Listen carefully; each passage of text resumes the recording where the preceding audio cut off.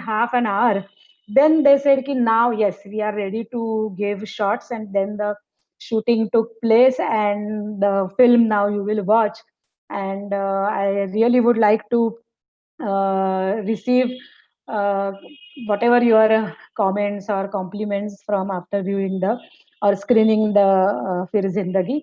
And again, we have incorporated many issues, law, then counseling, the role of coordinator or the social worker, then role of a religion. Everything we have tried to accommodate in this 152 minutes film. So I hope you will enjoy Phir Zindagi screening now.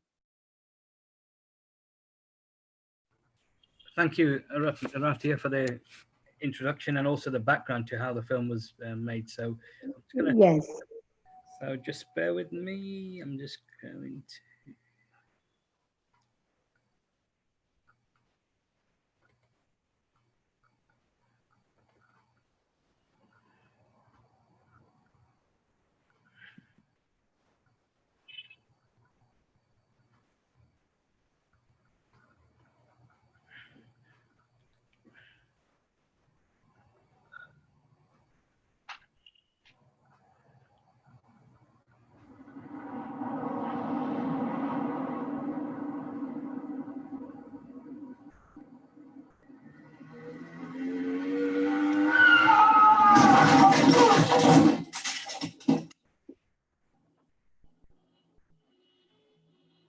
Can't view this. Neurologist और social worker को inform करो. Dr. Murthy sir, yes. Dr. Nimay madam ने ICU में बुलाया है. Madam, accident case I है. आपको सुबह जल्दी बुलाया है.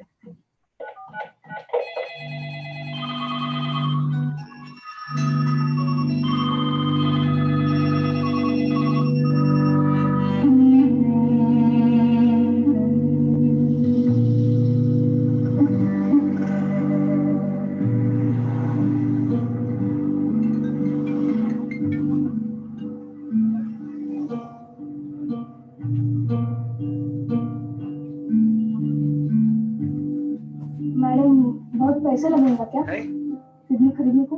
नहीं नहीं, ये तो अपनी इच्छा से दिया हुआ दान होता है, इसमें सौदेबाजी का सवाल ही नहीं.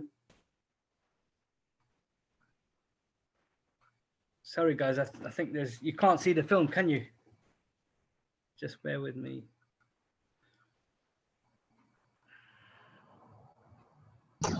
Yeah, I can't see the film. Okay, I'm just sorry. Just one sec. Don't know what. Need to share that screen. Stop. You're sharing the screen. Sorry, I'm going to. I tried. I think I shared it. Just one sec.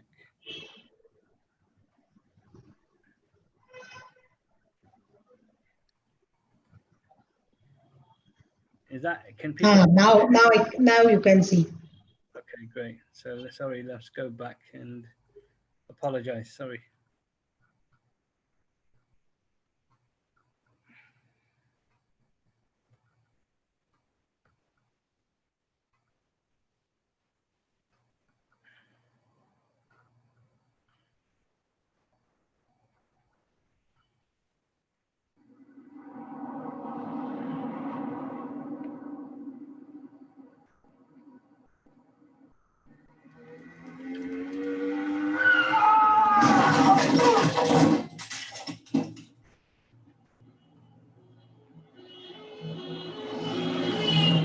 Neurologist और social worker को inform करो. Doctor मूर्ति sir, yes. Doctor निमय madam ने ICU 6 में बुलाया है. Madam, accident case I है. आपको सुबह जल्दी बुलाया है.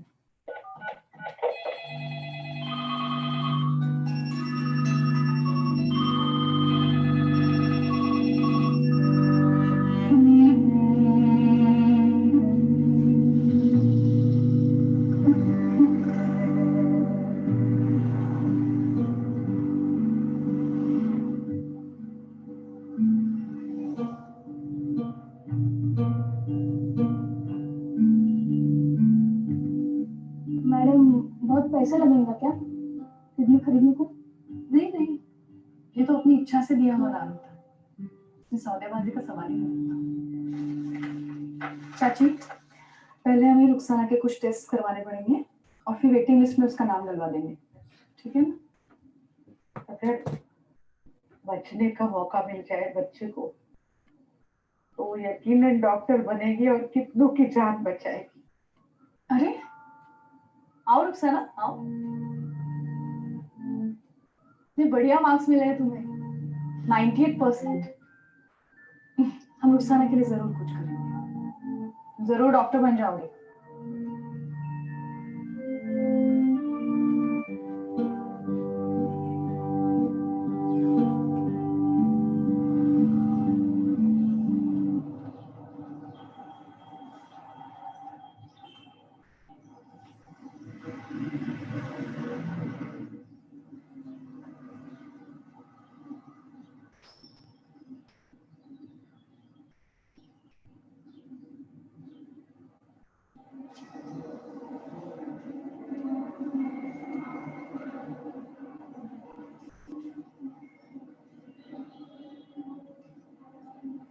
रोड ट्रैफिक एक्सीडेंट कैसे हुआ? यंग लड़का है, head injury, Sumedh Agnihotri. Doctor कौन है? डॉक्टर मूर्ति आईसीयू 6 में है और पुलिस वहां खड़ी है। मैं डॉक्टर मूर्ति से पूछती हूँ कि सेकंड में हुआ है क्या, उसके बाद मैं करती हूँ।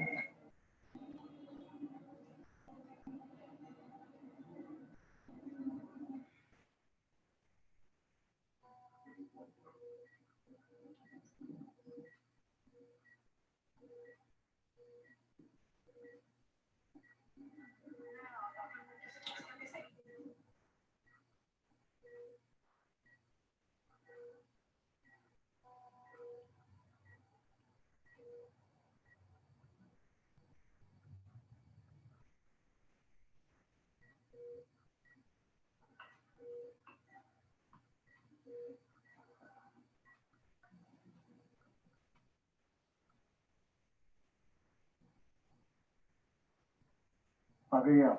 जी सर। कैसी हालत है?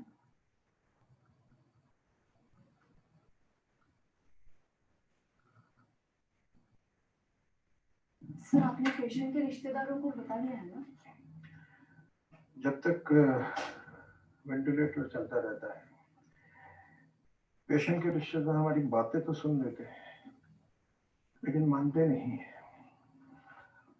आप पेशेंट के मामा के साथ बात करके देखिए।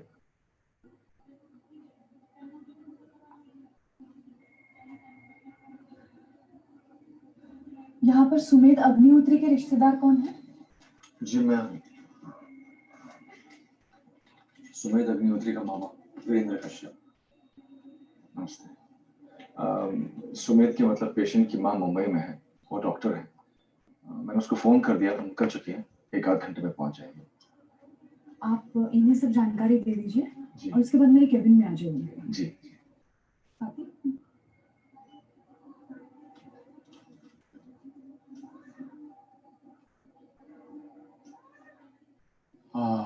आलोक कहाँ है? कुछ बोल नहीं रहा है।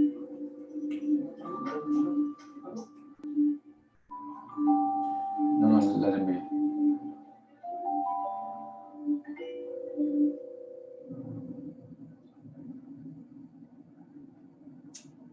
क्या लगा नहीं फोन में? वो नेटवर्क का बाहर। रिलैक्स। अगर एक बार सुमेध से बात हो जाती है, बात हो भी जाती तो वो मुझे डांट देता। जस्ट चिल मॉम, बेकार में आप टेंशन लेते हो। आई थिंक 2-3 दिन उसको बम्बई ले चलते हैं, जरा घर पे रिलैक्स करेगा। मालती, हेलो। हाँ निकल गए। हाँ प्रदीप भैया साथ है। नहीं बात नहीं हो पाई अभी, मगर वीरेन कह रहे हैं सब ठीक है, टेंशन की बात नहीं है। हाँ उसका दोस्त था साथ में, आलोक। नहीं उसको कुछ नहीं हुआ, उसने हेलमेट पहना था ना। स्पीड का आकर्षण बिल्कुल जिस it's like madness. Hello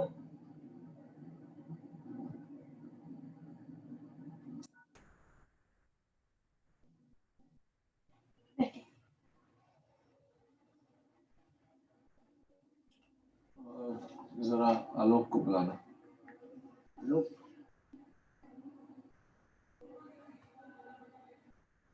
patient का नाम?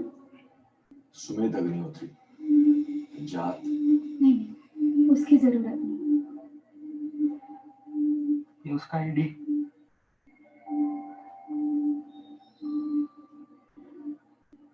ये मोबाइल.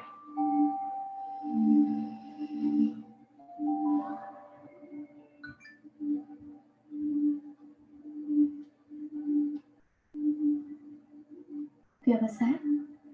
शिक्षा. पुणे यूनिवर्सिटी में एमएससी कर रहा है, बायोडाइवर्सिटी. पिता का नाम? राघव अग्निहोत्री.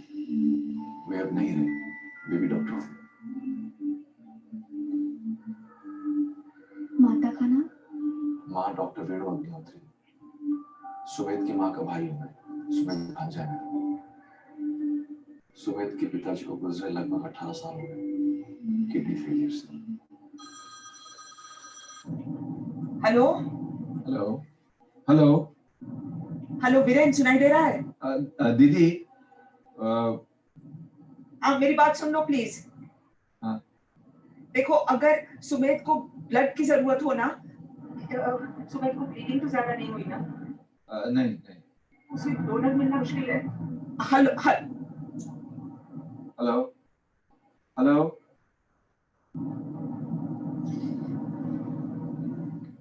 मेरे पुणे जाने से तुम्हें क्या तकलीफ है माँ? आलोक भी जा रहा है. और अगर मैं और दूर चला गया क्या करोगी तो?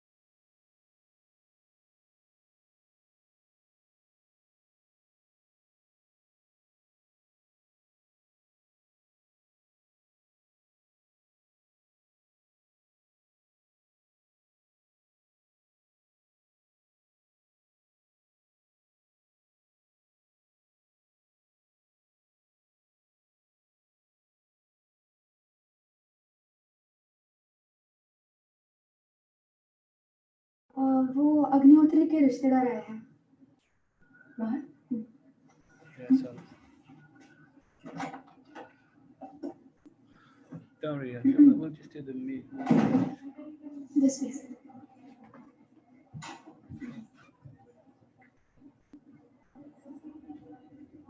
सोशल वर्कर से क्यों मिलने जा रहे हो? Please.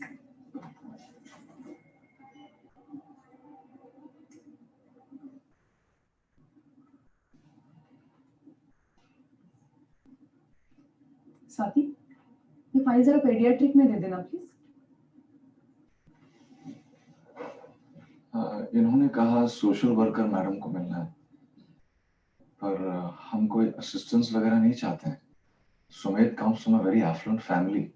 उसकी माँ खुद डॉक्टर है, उन्हें पैसों की कोई कमी नहीं है। नहीं, वो बात नहीं है। अगर आप किसी न्यूरो सर्जन को मुंबई से बुलवाना चाहते हैं तो बताइए। वैसे सुमित की माँ गायनेकोलॉजिस्ट है और उसके बहुत कॉन्टैक्ट्स इस फील्ड में। गिरगांव में उसकी अपनी थंपिंग प्रैक्टिस भी है। ओह, आई अंडरस्टैंड, लेकिन मैं कुछ और कहने जा रही थी। मतलब? सारी टेस्ट करने के बाद डॉक्टर मूर्ति ने सुमित को... हाँ, बताया था उन्होंने, लेकिन मैं नहीं मानता। जिन्होंने सुमित को पहले अटेंड किया था उन डॉक्टर थॉमस ने तो ऐसा कुछ नहीं कहा। मैंने तो उनसे पूछा भी। नहीं, डॉक्टर मूर्ति ने रूल्स के मुताबिक पहली जांच के 6 घंटे बाद फिर एक बार जांच करके इस बात को कंफर्म किया है। मतलब अब कहना क्या चाहती हैं? सुमित के सर के अंदर एक गहरा जख्म हुआ है जो बाहर से दिखता नहीं है, लेकिन उस जख्म की वजह से सुमित का ब्रेन डेड हो चुका है। मगर ये कैसे मुमकिन होगा? वो अभी भी सांस ले रहा है। हाँ, लेकिन वो मशीन्स की वजह से। क्या कह रही हैं आप?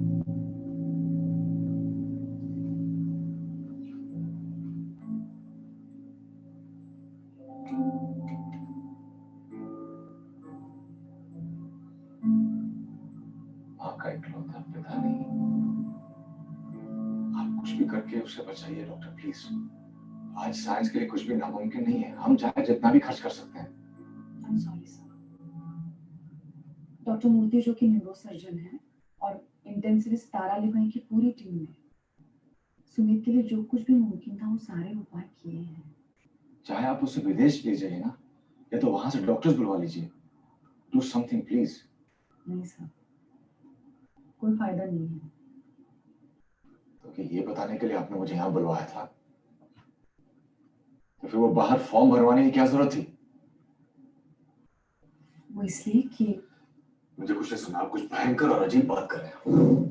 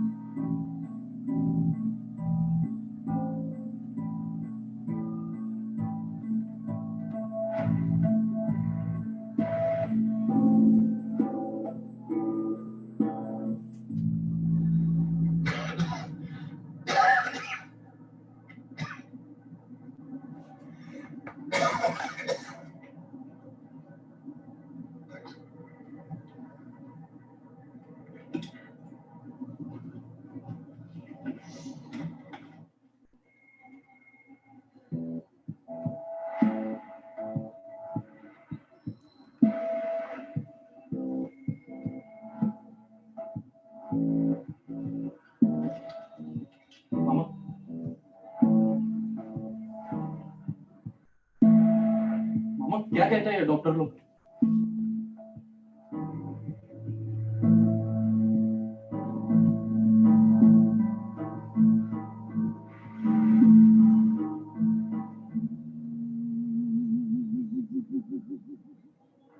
रास्ते पे इतनी वही ना, और ऐसे जो क्या हुआ? क्या हुआ? मैं समझता था सुमित कोमा में,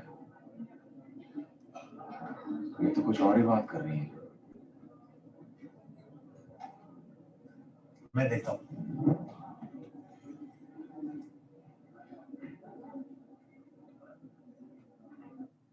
आप कश्यप जी को कुछ बता रही थी।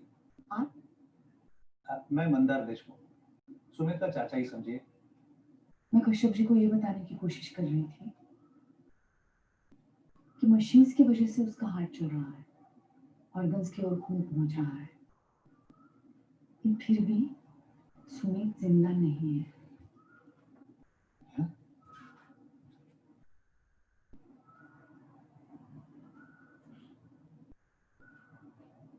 मतलब इतनी छोटी सी उम्र में सब कुछ अचानक खत्म। सुमेध अब वापस जिंदा नहीं हो सकता, लेकिन फिर भी इतनी छोटी उम्र में उसकी जिंदगी बेकार गई है मानने की जरूरत नहीं है। वो कैसे?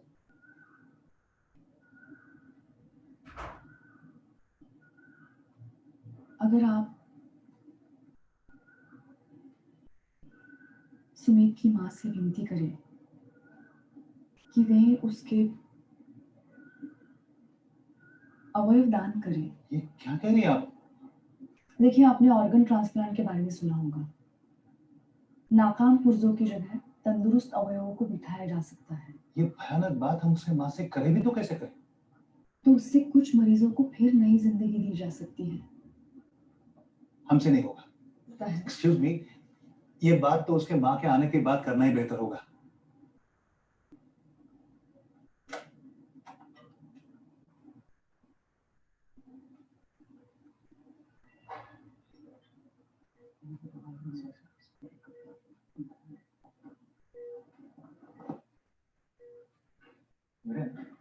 क्या कहा? वो जो मैडम है,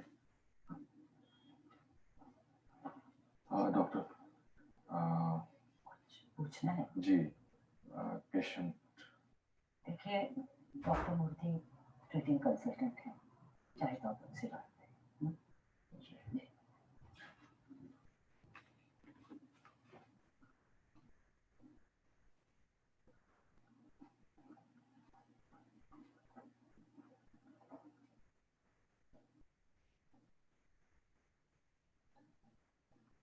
आइए।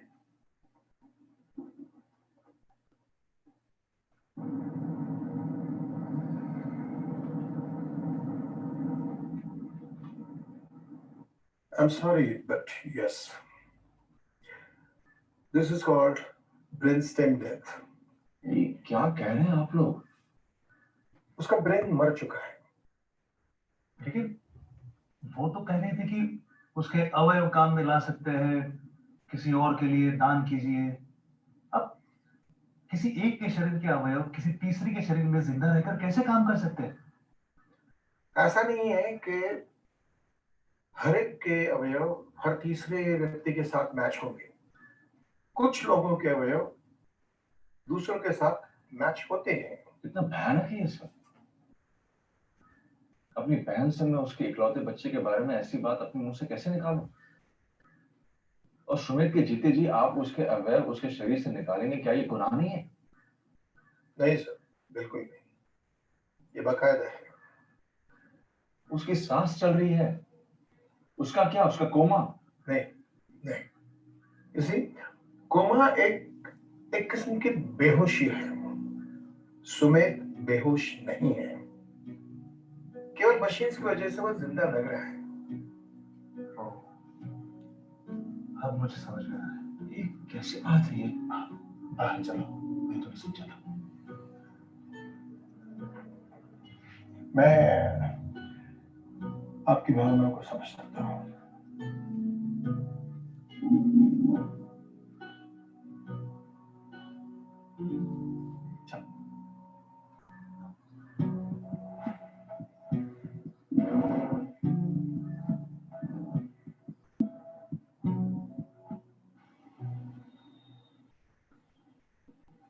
ये लोग सुमित के जीते जी क्यों हमारे पीछे पड़े हैं?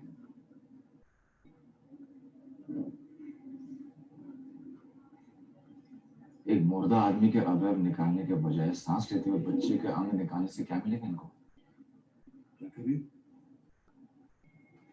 मतलब लड़का? Yes, almost. अरे भाई, अवयव दान सिर्फ ब्रेन डेड वाला आदमी ही कर सकता है, जिसका मस्तिष्क मर चुका हो लेकिन बाकी अवयव अभी जिंदा है। तो किसी दूसरे बीमार शरीर पर जिंदा अवयव का ही कलम होगा ना, मुर्दा का तो नहीं। इसलिए उनकी जलवादी चल रही है। बिल्कुल, यही तो वो हमें समझा रहे हैं। और मैं दीदी को तो ये तक नहीं बता पाया कि वो अनकॉन्शियस है। उसकी ये स्थिति तक नहीं बता पाया मैं। ये ऑर्गन ट्रांसप्लांट वाली बात कैसे करूं मैं उससे?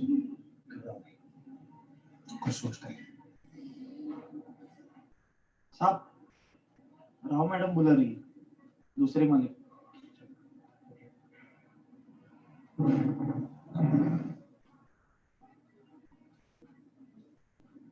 जी नहीं, ऐसे नहीं होता है जी। हमारी प्रायोरिटी लिस्ट होती है। हाँ, और हमारी वेटिंग लिस्ट काफी लंबी है। नहीं नहीं, देखिए ये जिंदगी और मौत का सवाल है। ऐसे मामलों में हम नियमों को नजरअंदाज नहीं कर सकते। जी प्लीज। डॉक्टर है डॉक्टर BS मूर्ति, लेकिन मूर्ति सर भी रूल्स को स्ट्रिक्टली फॉलो करते हैं। जी, क्या मैं आपको आधे घंटे बाद फोन कर सकती हूँ? आधे घंटे बाद।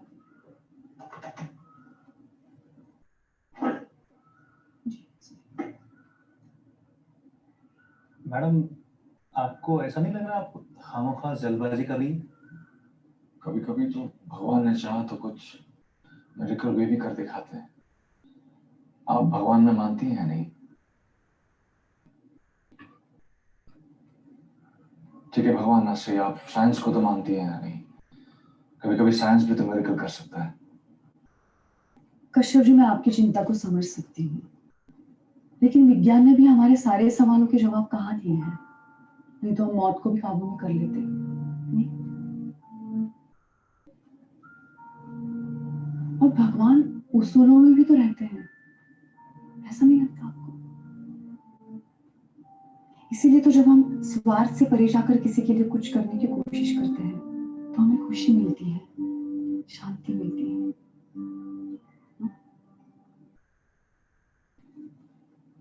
यस, एक मृत आदमी के अवयवों को बिठाकर किसी दूसरे की जान बचाने का टेक्निक, ये विज्ञान की करतूत मानी जा सकती है, राइट?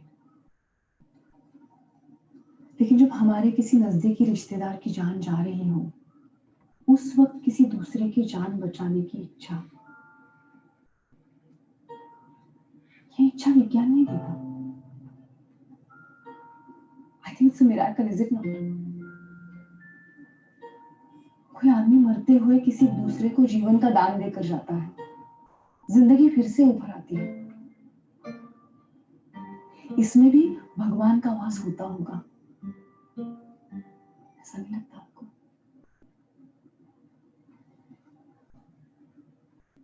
I'm sorry. आपके मन की स्थिति समझ सकती हूँ। आप पर जो गुजर रही हो किसी दूसरे पर ना गुजरे, ऐसा ही आप अभी सोच रहे होंगे। लेकिन आप पेशेंट के माँ या पिताजी नहीं हैं, इसलिए ये सब पेचीदा बातें आपसे खुलकर करने की कोशिश कर रही हूँ। और इसके बारे में कायदा भी है, आप तो जानते होंगे, आप वकील हैं। मैडम,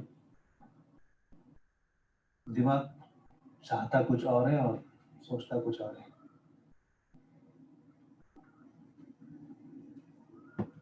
एक बात पूछूं? आप शांति से सोचकर बताइए। कौन सी? अगर आप देने वाले की बजाय लेने वाले की जगह होते तो?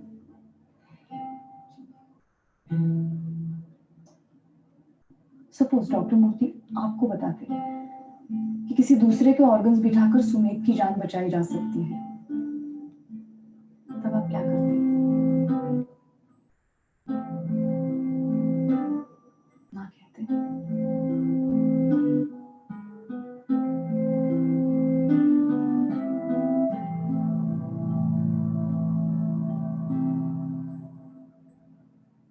इस वक्त आप देने वाले की जगह हैं।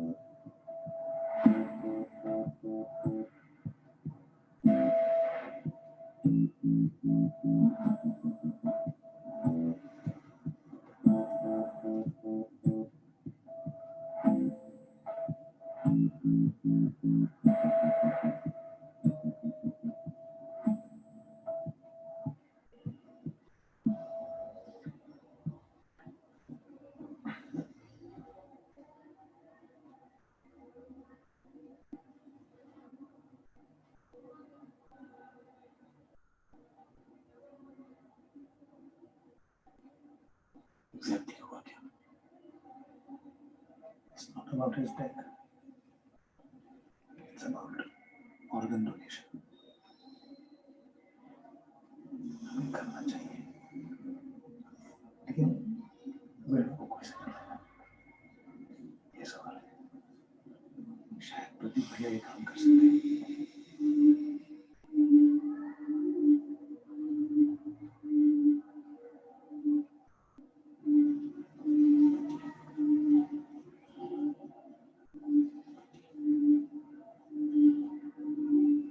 रियली वेरी सॉरी, लेकिन सुमेध नहीं रहा।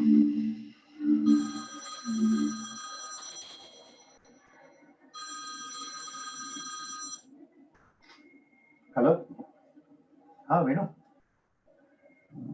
हेलो वीरेन। हाँ वेणु, मैं मंदार। मंदार? हेलो, तुम हॉस्पिटल में हो मंदार? हाँ हाँ, मैं और हरी भाई दोनों हैं यहाँ पर। अच्छा, क्यों वीरेन ने बुलाया तुमको? हेलो हेलो, कोई प्रॉब्लम? हेलो हरी भाई, वो मंदार भी पहुंचे हुए हैं।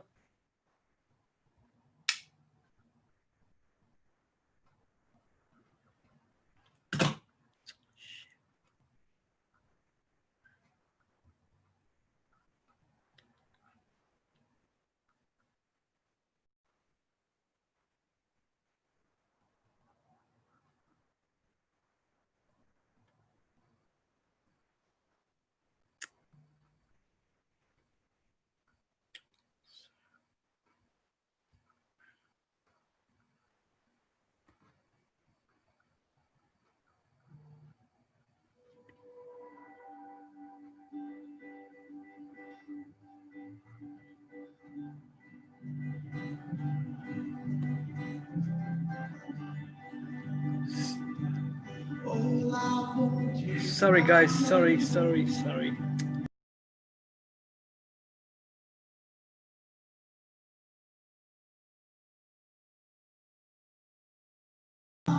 See your face once more.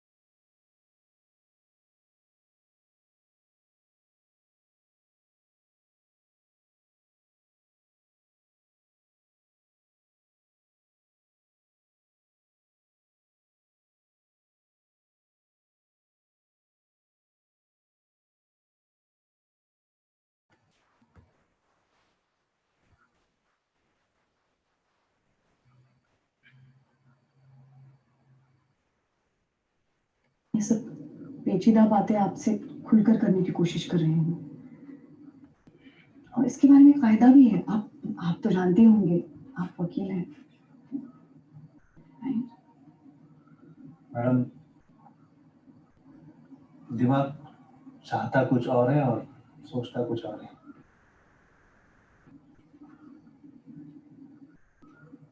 एक बात पूछूं? आप शांति से सोचकर बताइए।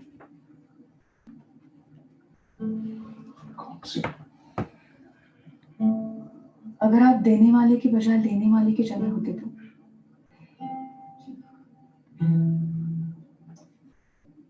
सपोज डॉक्टर मूर्ति आपको बताते कि किसी दूसरे के ऑर्गन्स बिठाकर सुमेध की जान बचाई जा सकती है, तब आप क्या करते?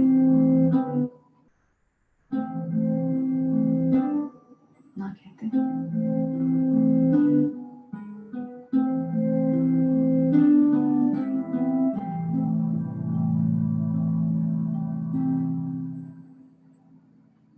इस वक्त आप देने वाले की जगह हैं।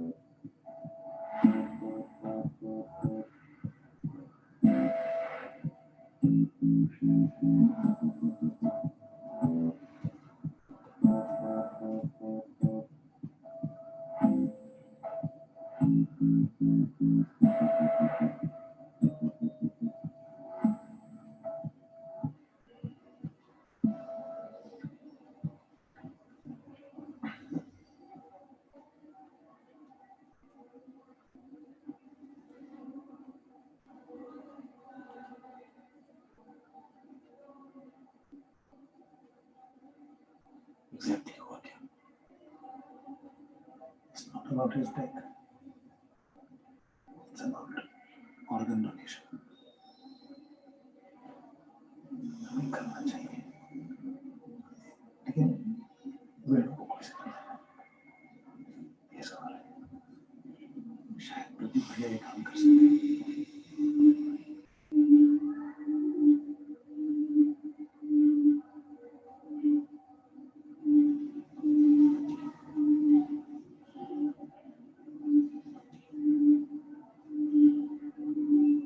Really very sorry, लेकिन सुमेध नहीं रहा है।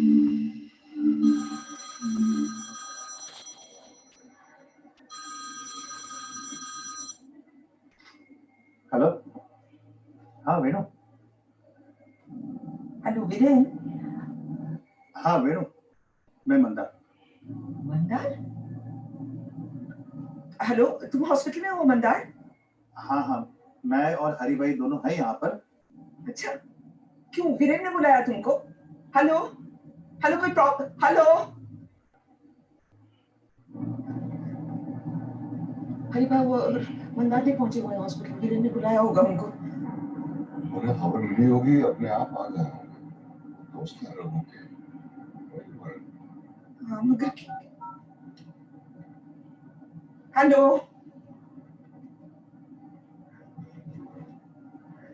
लग नहीं रहा है फोन। डॉक्टर्स और सोशल वर्कर मैडम उनको ऑर्गन डोनेशन का सुझाव दे रहे हैं। हमें हिम्मत से काम लेना होगा।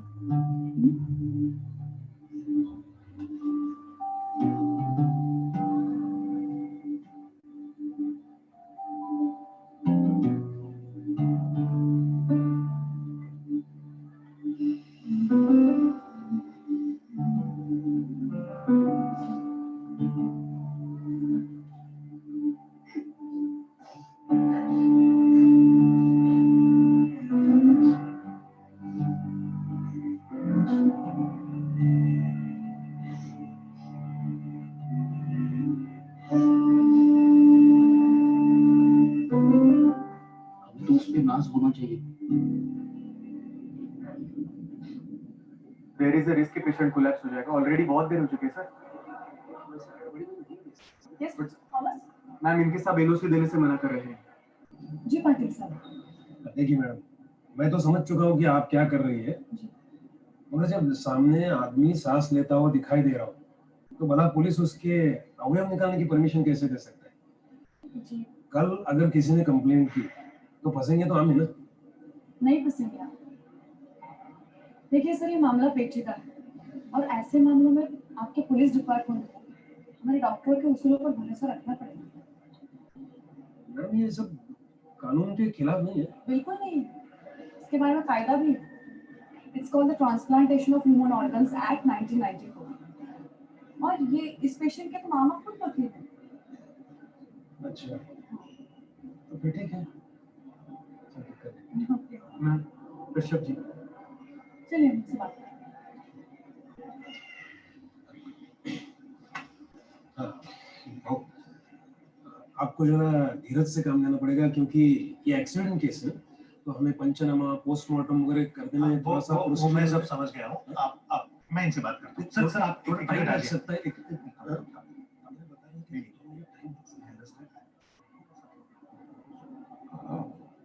मैडम, वो सुमित के दादाजी वगैरह बहुत ऑर्थोडॉक्स हैं। समझ लीजिए दीदी मान भी जाए, लेकिन सुमित के अगर किसी ऐसे हेरे गेरे को दे दिया जाए, ये वो कतई सह नहीं पाएंगे। किन मरीजों को ये दान दिया गया है, ये वो जरूर जानना चाहेंगे। मगर उसमें हमें चॉइस तो होनी चाहिए।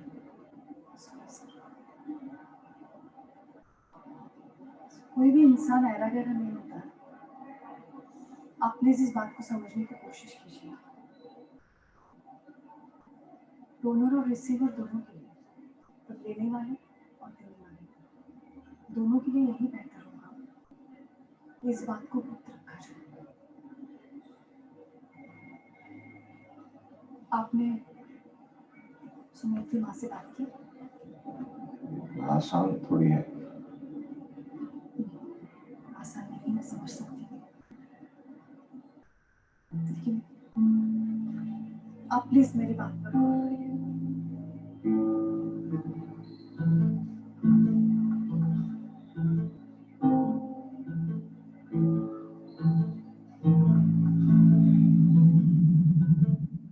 मैम। हाँ Thomas, please come in. Yes ma'am. ये जो 6 ICU बेड 51 का केस है अग्निहोत्री, हाँ, आप हो या कोई भी जूनियर डॉक्टर या जूनियर सिस्टर, उन्हें ऐसे समय परिवार वालों को इंटेंसिविस्ट या ट्रीटिंग डॉक्टर के पास भेजना चाहिए। क्योंकि देखो, बातों बातों में गलतफहमियां भी हो सकती हैं। जो मेडिकली सच है मैंने वही बता दिया। ये कंप्लीट डेथ तो है नहीं, मतलब 6 घंटे से पहले। पर सोचो, ऐसे समय परिवार वालों की मन की हालत कितनी नाजुक होती होगी। हाँ, यस मैम, मैं समझ गया।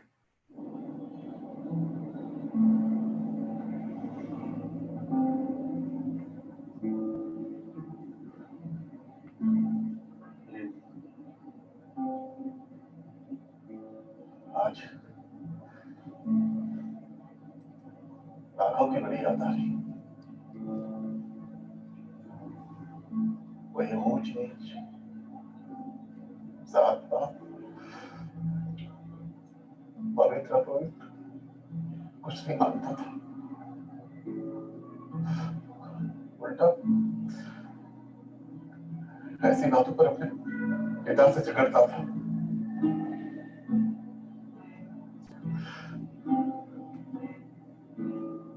आज डाढ़ा होता तो वो भी बिल्कुल ऐसा ही कहता।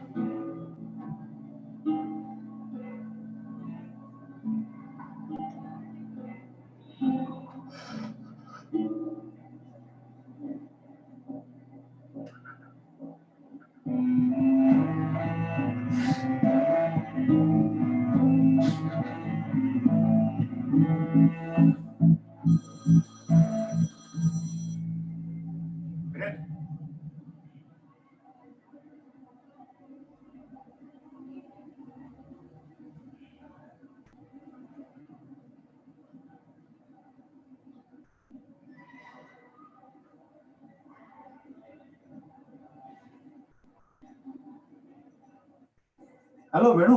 हाँ हेलो मंदार। एक मिनट, मैं रेंज में आता हूँ, एक मिनट। रेंज में? हाँ बोलो। हाँ सुमेध। हाँ बोलो।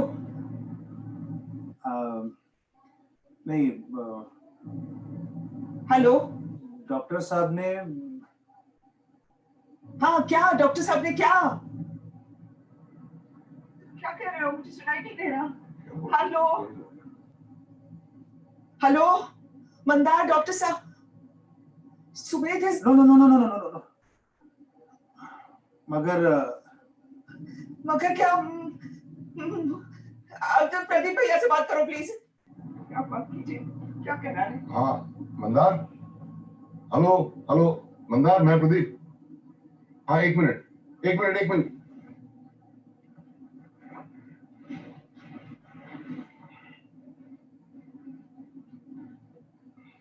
हाँ एक मिनट। क्या कहा उसने?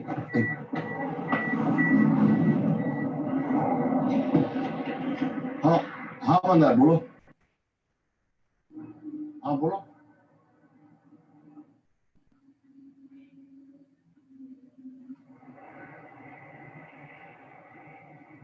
हाँ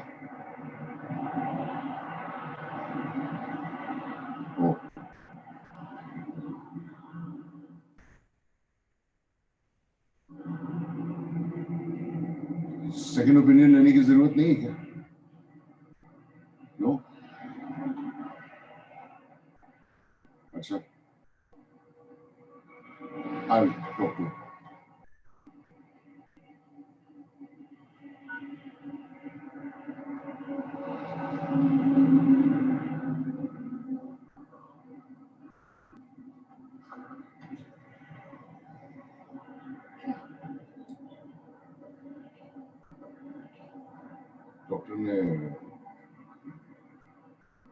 डॉक्टर ने क्या आईसीयू में है? वेंटिलेटर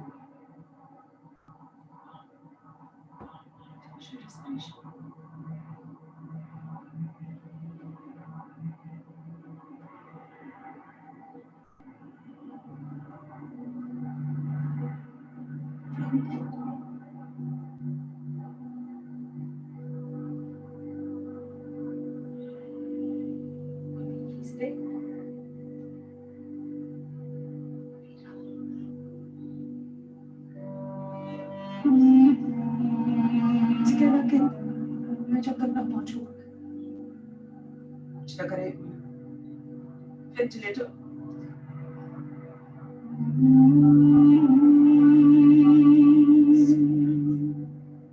मामा अगले सैटरडे बाय। भैया आपको और एक जिम्मेदारी निभानी है। हाँ मंदार बोलो। वो सोशल वर्कर कह रही है कि दीदी अगर सुमित के ऑर्गन डोनेशन की परमिशन दे तो 5-6 लोगों को नई जिंदगी मिल सकती है। भैया एकदम से ना मत कहना, सिर्फ आप ही उनसे बात कह सकते हैं।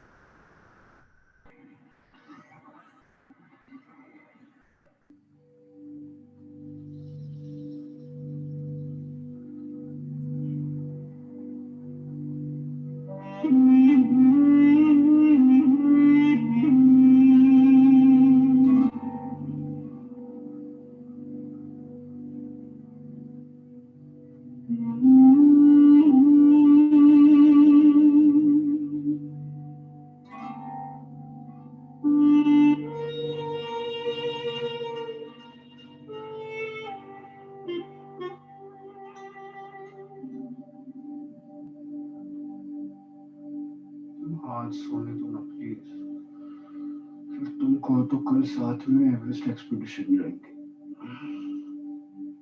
चिंता क्यों करते हो? मैं हूं ना तुम्हारे बुढ़ापे में।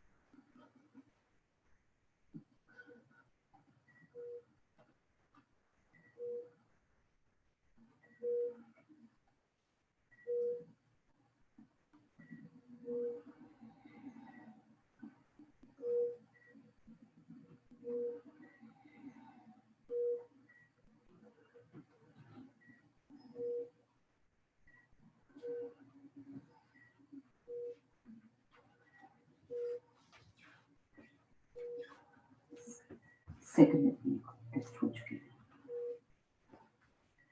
सॉरी।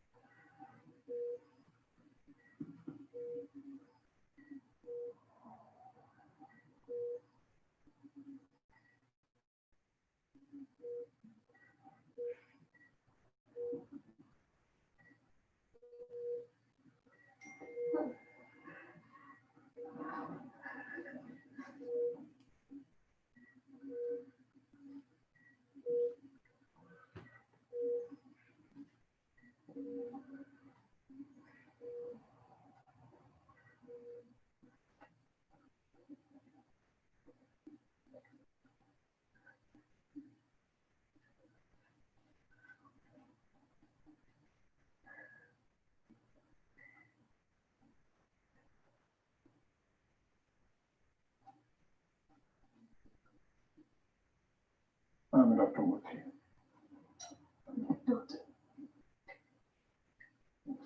ये लोग अग्निहोत्री, आपने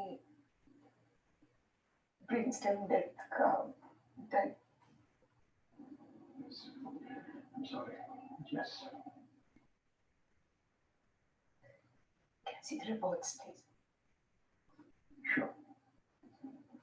Dr. Thomas. Patient reports. Excuse me.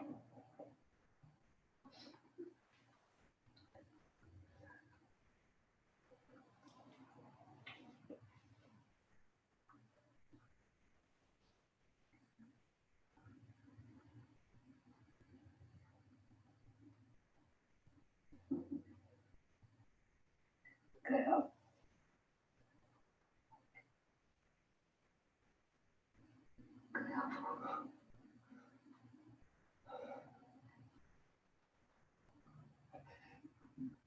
वो सोशल वर्कर कह रही थी कि सुमेध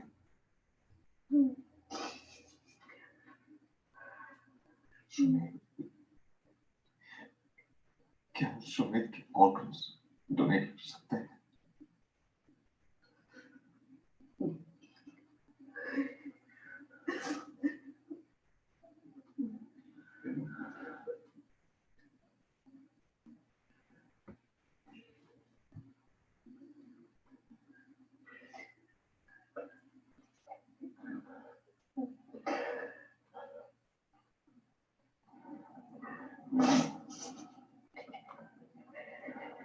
कई बार हमने सोचा था ना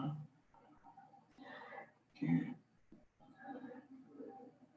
प्रभु जब बीमार था तब ओपन डोनेशन होता ही नहीं था हमारे यहाँ। अगर किडनी ट्रांसप्लांट होता उसका तो शायद वो बच जाता।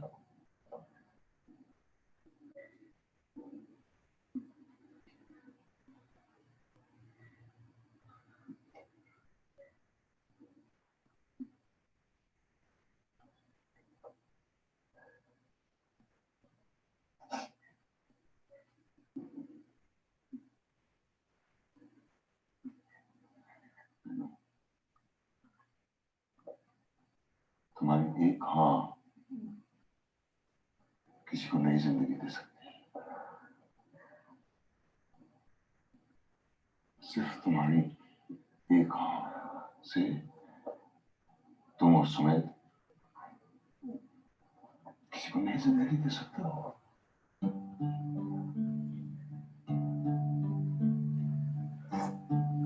सिर्फ एक हाँ।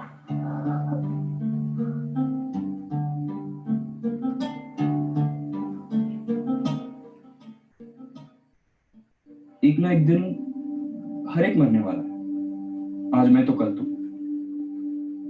हाँ, प्रिय व्यक्ति के जाने के बाद जो अकेलापन महसूस होगा उसे दुख तो होगा ही, लेकिन मृत्यु एक निसर्ग नियम है, तो दुख किस बात का? मौत के बाद जिस्म को पूरी तरह इस्तेमाल करने में हर्ज ही क्या है? साइंटिफिक डेवलपमेंट के लिए, अल्टीमेटली इंसानियत की भलाई के लिए। माँ, तुम सिर्फ एक माँ होके मत सोचना, तुम एक डॉक्टर भी। तो क्या तुम्हें मेरी ये सोच गलत लगती है? माँ, अब पीछे मत हट जाना।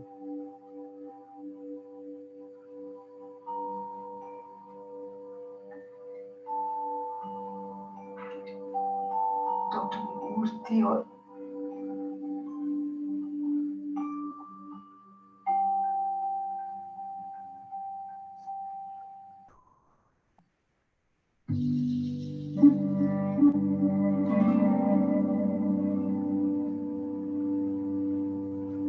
ऐ मौत झुका ले अपना सर और छुपा ले अपना चेहरा।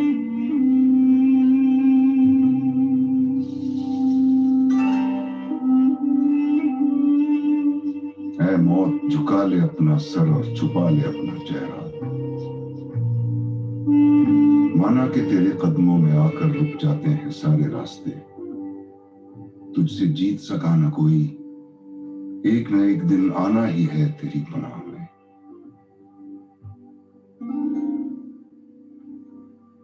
मगर देख खोलकर अपनी आंखें, खुले किए हैं हमने दिल के दरवाजे, पीकर घूंट गम के लिए, और ढूंढ निकाले हैं नए तरीके तुझे बेबस मुकर्रर करने के। कंसेंट पेपर्स दे दीजिए।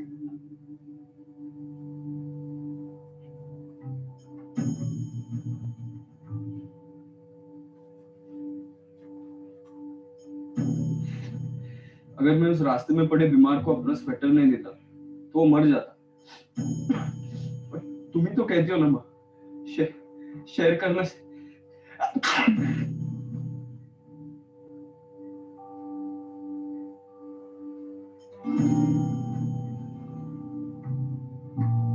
माँ, कितनी अजीब बात है। इन कीड़े मकोड़ों को देखो, वो अपना शरीर दूसरों को दे देते हैं बख्श के रूप में। मतलब इस कीड़े की dead body is someone else's food. मरने के बाद भी एक दूसरे के काम आते हैं, वरना हम इंसान तो बस मुर्दों को जला देते या फिर दफना देते। भले चली जाए जान, पर धड़कता है दिल उस जिस्म में कई अनजान मजबूर जिंदगियों की खातिर। और जिस्म के दरवाजे खोलकर निकल आते हैं टुकड़े जिगर के, कलेजे के, कुदरत के कई करिश्मों के। और इंसान का हुनर दिखाकर अपना करतब बख्शता है नई जिंदगी कई रूहों को। वो तुम्हारी उखाड़ दी हुई जान अब फिर से उमड़ने लगी है उन रूहों में। आने वाली अनगिनत सदियों तक फिर से जिंदा रहने के लिए।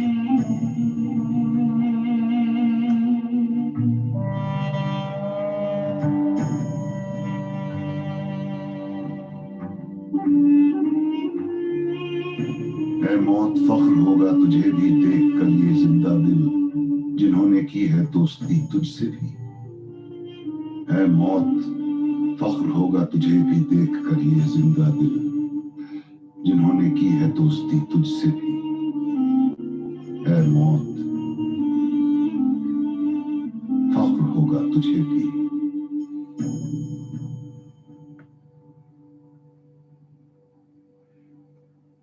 मैडम, रुखसाना की माँ को फोन करें।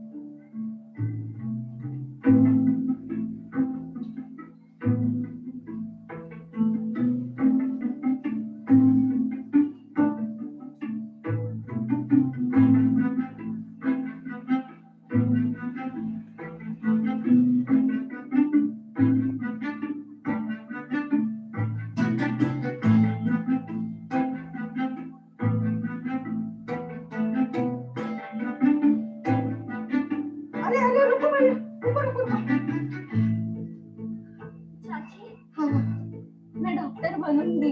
हाँ मेरी जान, तू जरूर डॉक्टर बनेगी।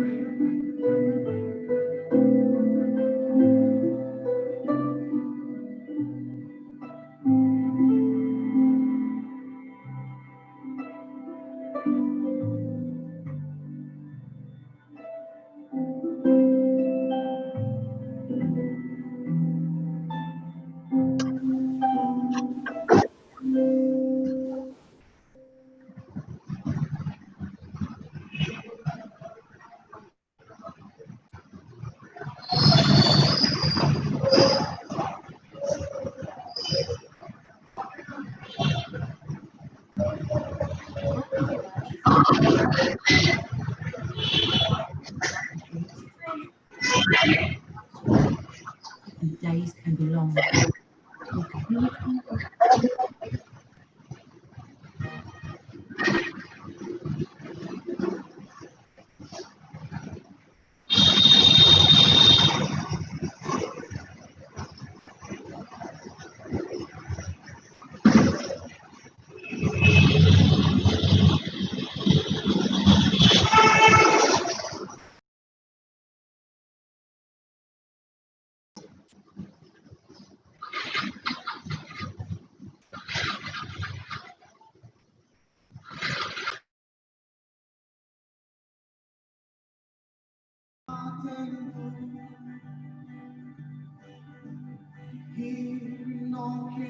I just need to stop the screen. Sorry about this, guys.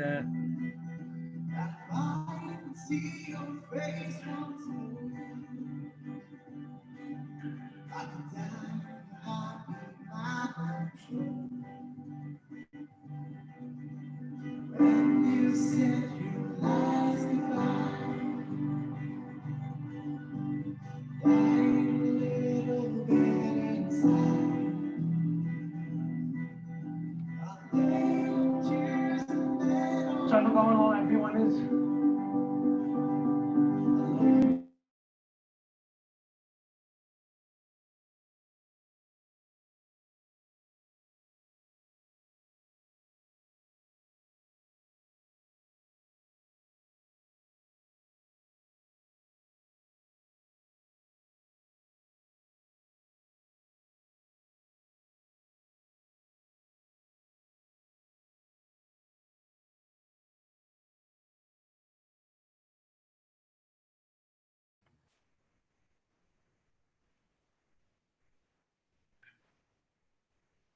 Right, sorry about the technical hitches.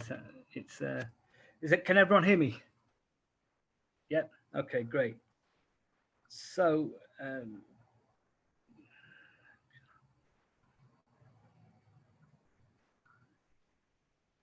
okay, great. So, what we're going to do is we're going to.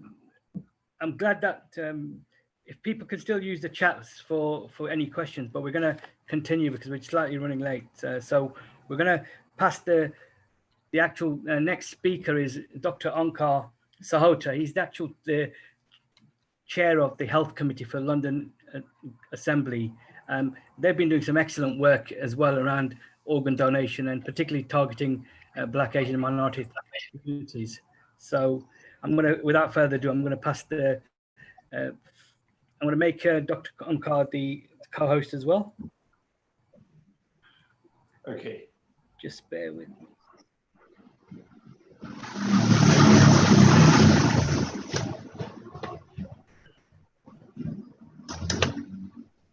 Can everyone still be on mute?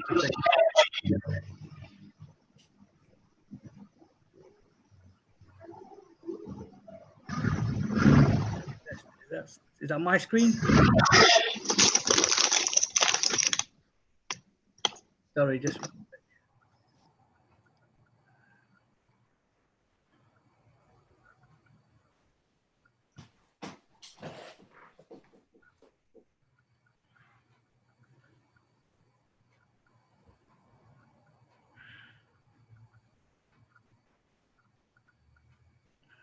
I think it's okay now. So sorry, Onkar, carry on. Yeah, so are we good to go?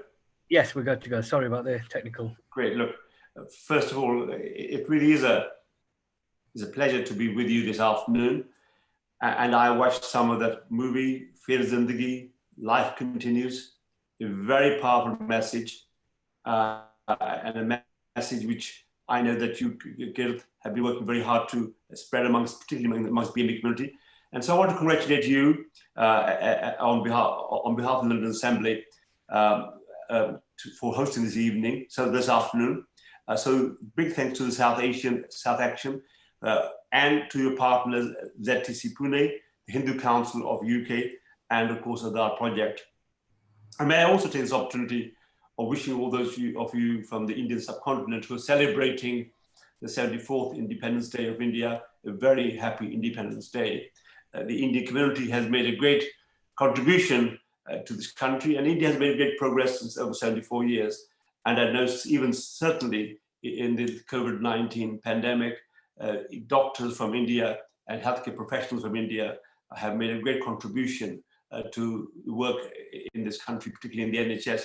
And it's an astonishing fact that last year, 50% of doctors who registered to go on to the General Medical Council were from overseas, and only less than 50% were graduates of this country. So doctors from overseas, particularly of a large consignment from India, make a great contribution. About last year, as you know, we started looking at the issues about organ donation in the BME community. It's challenging because if you look at most people who are waiting for an organ transplantation are from the BME community, yet we are not very good at becoming donors, although if you look at our values and our values of life and our values of society, we do want to be generous. We do want to be generous. We do want to contribute, but somehow something is holding us back. And we looked at this last year, and our report last year showed that Asian patients waited almost 3 years for a lung transplant, whilst those from the European community or the white waited only 9 months.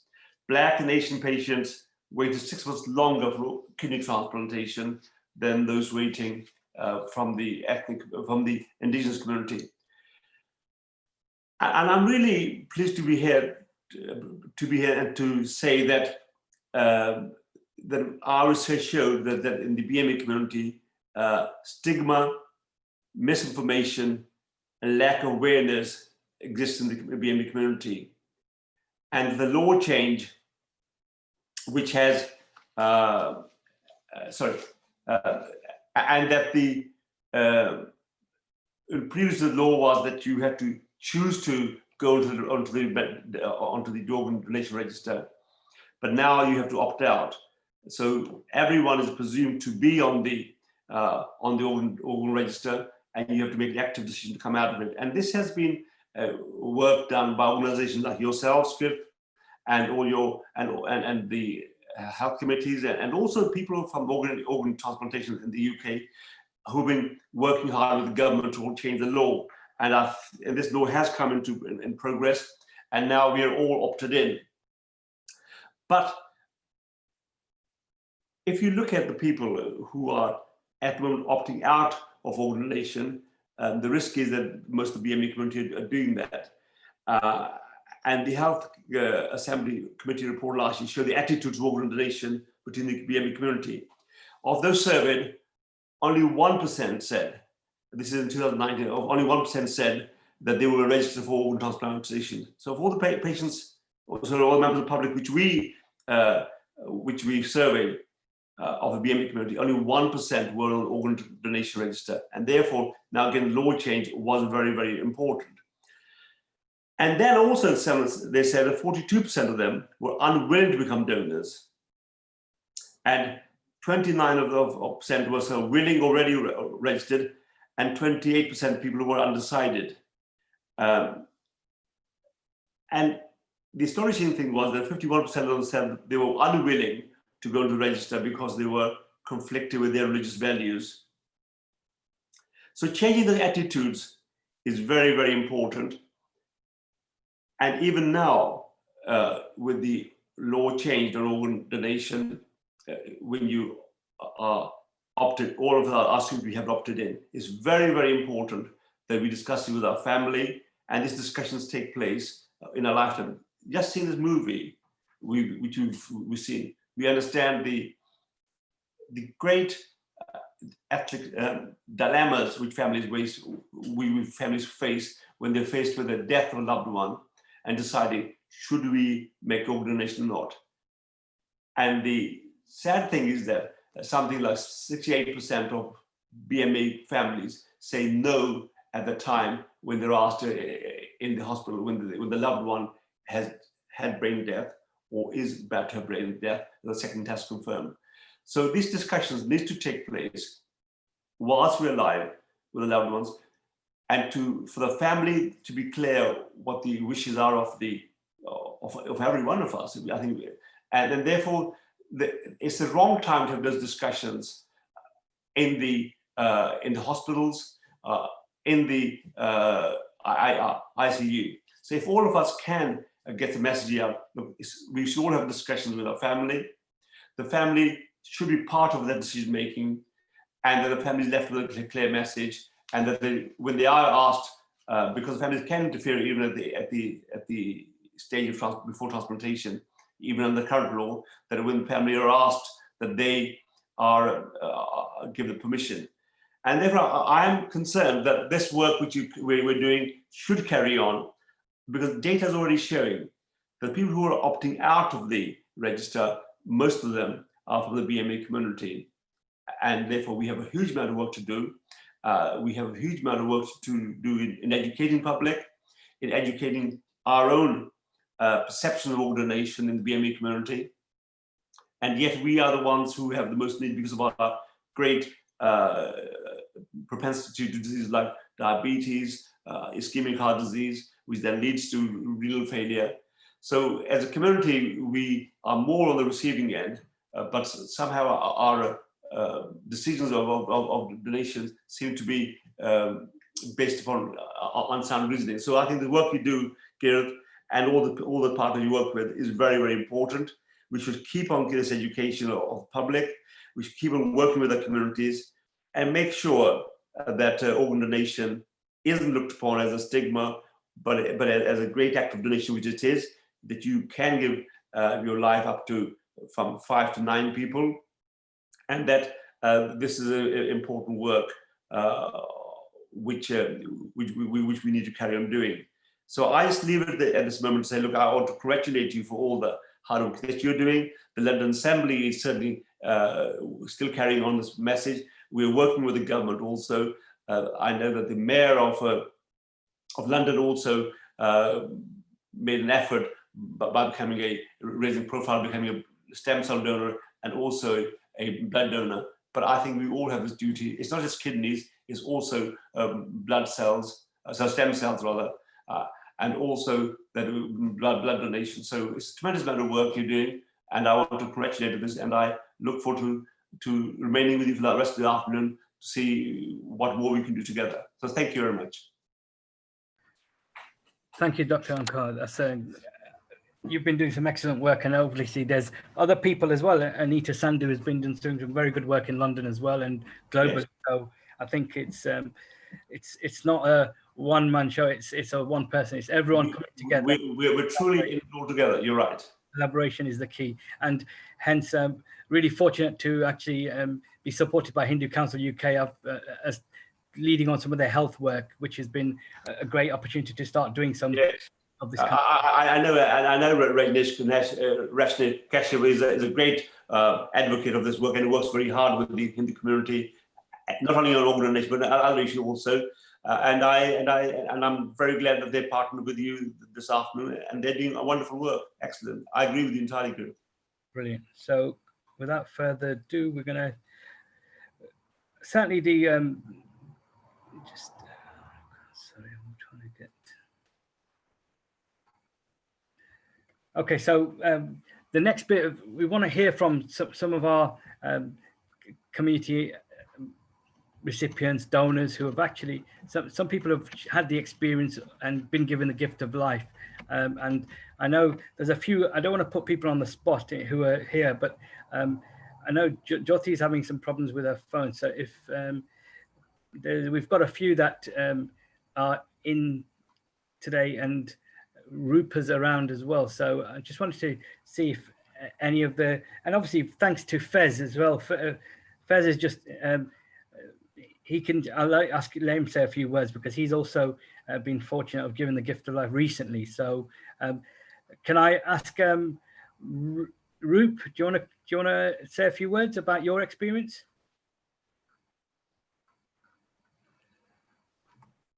Hello, can you hear me, everyone? Yes, thank you. Sorry to put you on the spot. You're naughty, you are, I tell you. What can I say? I had a transplant about 6 years ago. I was diagnosed in 2010. I think I was okay for about 3 years, and then I started getting tested.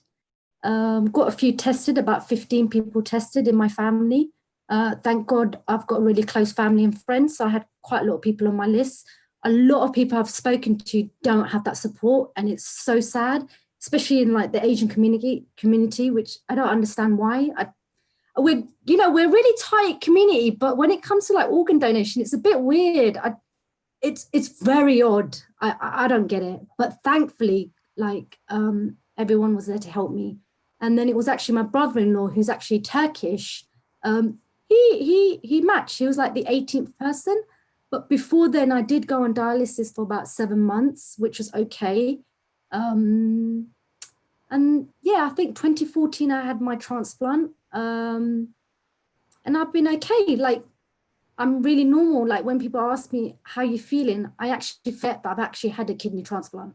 Like, that's how normal my life has gone. And I think I'm trying to prove to people, like, it does work. You know, it does work. I'm living a very, very normal life, like very normal life.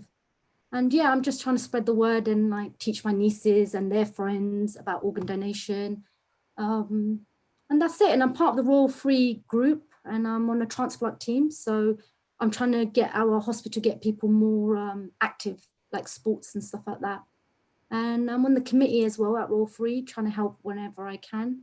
And whenever I can help Kirit as well. That's about it, really. I'm really healthy. Like, thank God for people like my brother-in-law. Thank you, Rupa, for that. And Rupa's also, does a lot of transplant games and wins lots of medals. So it's really good. We need to try and encourage more people from who. I'm the only one. There's only 2 Asians. Exactly.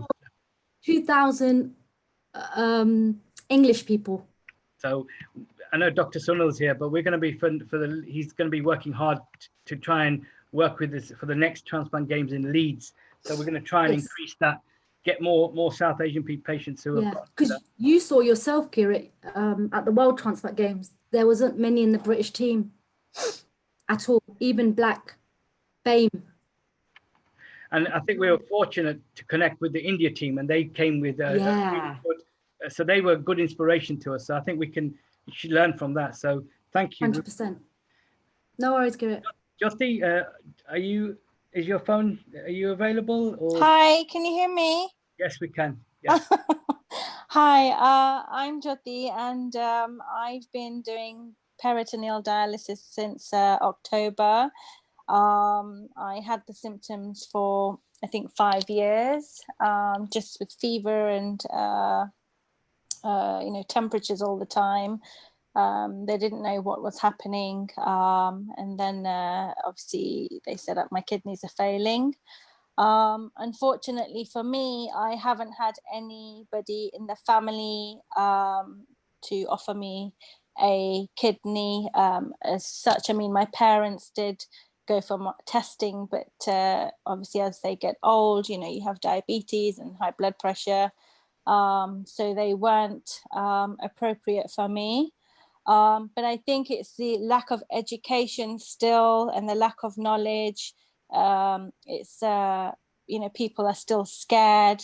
From what I've learned in my family and just people that I talk to, they just don't want to donate. And I think it's really important trying to increase knowledge and promote awareness, just by speaking to them and educating them.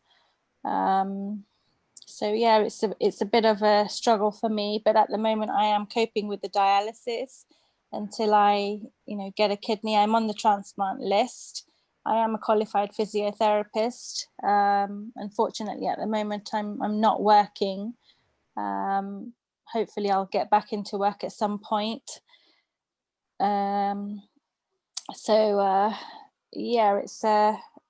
obviously I want a kidney. I'm desperate for a kidney just to get back to normality. I think doing dialysis, it helps you, but it's just cumbersome because you spend 9 hours in the nighttime doing the dialysis, or in the daytime you might be doing 3 times a day dialysis, which could take 20 minutes for me, I do find it cumbersome, but I'm obviously living, and it's giving me a chance to live and breathe. So I'm grateful for that. So yeah. Thank you, Jyoti, for that. And again, sorry to put you on the spot again, but thank you. And thank you. Fez, can I ask you to share your experience? If you're, and again, I'm putting you on the spot, so apologize, but you're a natural with the media anyway, so it won't be new to you. Is that okay? Yeah, that's not a problem. Can everyone hear me? Yes, perfectly. Thank you. Do you want video, or is this okay? It's just I look a bit rough today. This is fine, no problem. Whatever you. All right, cool. So I was basically born with renal failure.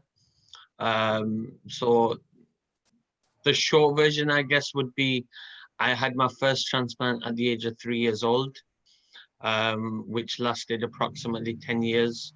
When I was in high school, it started to fail. I was on peritoneal dialysis overnight, as the previous speaker mentioned.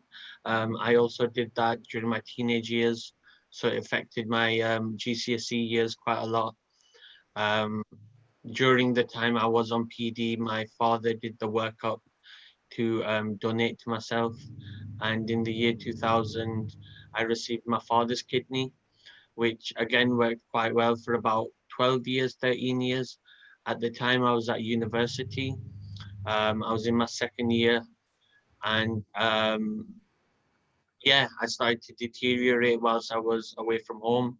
I didn't really want to worry my family and start telling them I was feeling unwell and stuff.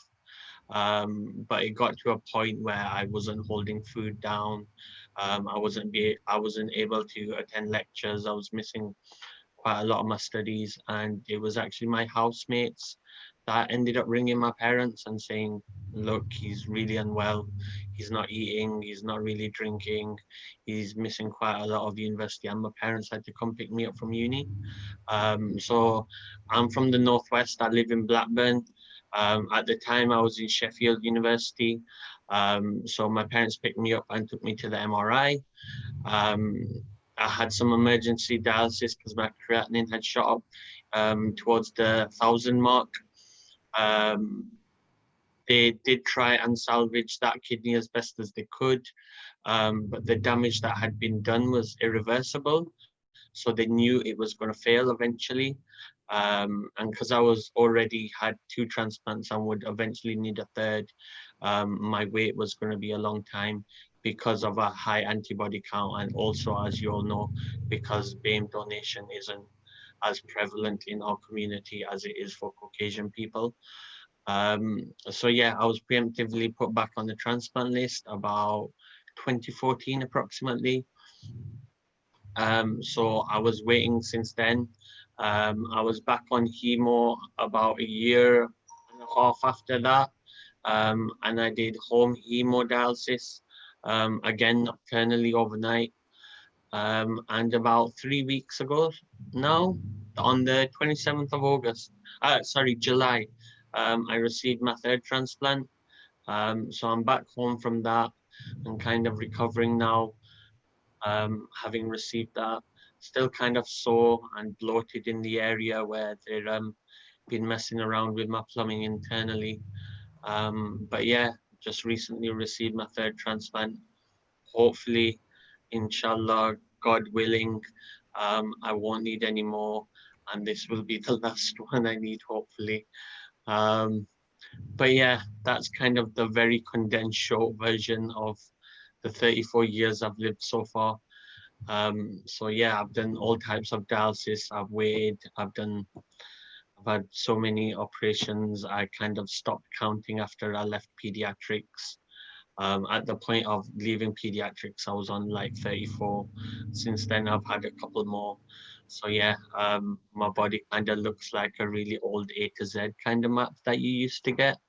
Now everyone has TomTom, so you might not know what an A to Z is, I don't know. But yeah, that's currently where I'm at, basically. Thank you very much, Fez, for sharing it. And, you know, it's you've got an amazing journey, and I think lots of awareness you're doing in the Northwest is amazing. So keep up that once you're kind of back on track. So well done. Thank you. Okay. One of our other ambassador from Leicester, Paolo, he's actually on dialysis and he had it earlier, so he's a bit tired, so he won't be joining us. But he's another one who's again had a transplant and he's now waiting for his another transplant. So it's just, but luckily his auntie has come forward to go join the pairing scheme, and that's something that is going to be his way of getting a kidney. So that's something that is useful. But I'm just going to quickly just share my screen for a few minutes. Can everyone see that? Okay, so I just wanted to share some donors families, and this is can people see my screen? Yep. Okay, so Ashley Palmer, she was 12 when she passed away. She had a sudden brain hemorrhage, and she was a child with disabilities. And it was her parents who I knew, her father I went to school with, and suddenly, as I said, she only joined the organ donor register. The family joined a year earlier before she passed away, because there was the Mela that was going on in Leicester City, and they joined the register, and then a year later they were left with the decision of Ashley becoming a hero and obviously donating her organs. So that was Ashley, and that's what's kind of kept me motivated and inspired to do, because the people I meet along this journey, it kind of inspires me to do more. And this story is very, very interesting, because that's Paresh, his school friend, that's his Kalpna, but the lady in the middle, that's Gemma. Gemma actually received Ashley's kidney, and after receiving the kidney, not only did Ashley save Gemma's life, but she also helped to create the young baby in the middle. That was the son that was first born, and then they've got now another son. So there's two sons that Ashley's created life in two people, as well as saving Gemma's life. And it was only till, with the way the NHS bureaucracy works as well, as a family, they were and the recipient, they were actually in communication by telephone, by cards, sorry, not telephone, by cards. And then, they did exchange numbers, but they hadn't physically met. And then when I obviously suggested 2 years later, how would you feel about meeting up? And they were both ecstatic, because they're having this 2-year communication. I took them to meet them, and they met, and it was just an emotional experience. But now that family has bonded. They've been able to, the parish and Kalpna have been able to deal with the loss of Ashley, by being that she's a hero, that she's creating life, and she's leaving a legacy of other, in terms of Gemma and her children. So that's the story of, and these are a Leicester-based family as well. Sadly, Gentibai, who's on the left, he recently just passed away about 4 weeks ago. His son 14 years ago lost his life because of not being able to get a bone marrow transplant, and sadly he also died with leukemia recently. So again, but he's been an inspiration, because he's been kind of coming out to all of our events talking about his son, and then not knowing about his own life was going to cut short as well. And Asha, who's was a great inspiration as well. Although I never met Asha, but we were all constantly on the phone, and we were, even till she was in a hospital bed, she was kind of contacting, saying, "Oh, we're going to do this awareness. Are you doing this?" And she was really passionate. She had a double lung and a heart transplant, so she got 3 organs from one person, and that was such a major operation. She had 3 organs transplanted. Sadly, only lasted a year for her, and she's left behind 2 children, and also, but again, the family are wanting to do more awareness as well, and that's but she was an inspiration as well for us in terms of the work we do. Again, the Rosie, she's the girl on the left. When I was first got to Derby and started to kind of engage with the Muslim community, she was the inspiration in terms of she said, "No, I know what it's like, because my father, who was a sickle cell patient, he had a kidney transplant, and sadly she lost her father just recently, but her mother is also now a cancer patient and also on dialysis, but unfortunately she's got kidney failure now as well." But again, these are the people that inspire, because they are living it, they live the experience, and they've been the right messengers to go and talk to the communities, and they've been changing people's mindset around organ donation, particularly within the Muslim community and wider as well. So I really can't thank Rosie enough for what she has been doing for us. Stem cell wise, again, we've mentioned it, but Mina is waiting for a stem cell match. Again, we are like organs, we are still not donating, doing our test to become whether we can become a match for stem cells. So again, it's a simple swab test. There's no blood involved, but that's something that we really need to get our communities to do more, because the best match will come from within our own communities. But again, people are losing their lives because they're not getting the match. But Mina's still a fighter. She's been doing a lot of awareness, and we kind of support the work Mina's been doing as well. And again, we've obviously, this is Bali, who's from Yorkshire. He's obviously a renal patient, and he's another, his wife Kiran and the family have set up a campaign to try and raise more awareness, but also to look at how people can come forward to become living donors as well from the kidney point of view. But again, these are campaigns and appeals that are going on at the moment. So I'm just going to say one thing, that the work we do from South Asian Health Action, we're a charity, a small charity. We're not funded. We get small pockets of donations and funding that we come, but we continue to do this work. We're all volunteers. We continue to do this work because we know that we have got to get more messages out to our communities. So I'm going to leave it there. But we recruit ambassadors, like you've heard from today, and that's what we'll continue to do. And we'll try and work with government. We'll work with other organisations, because, and even our religious leaders, they're the ones who people listen to. So whoever the messengers are, people listen to. We want to work with them. And again, we will work with the NHS Blood and Transplant and others. So I want to leave it there.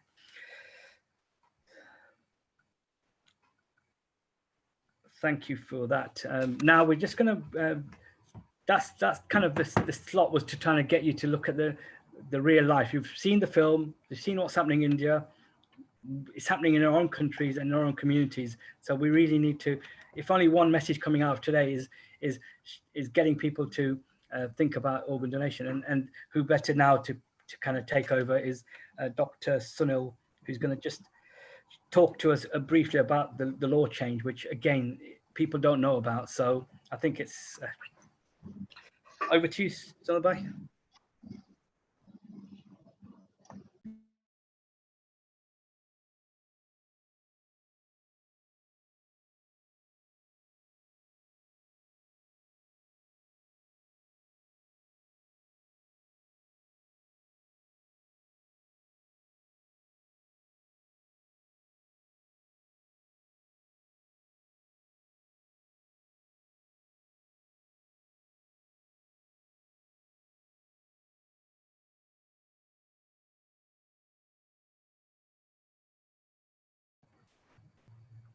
Zindagi, I think you're on mute. Are you on mute?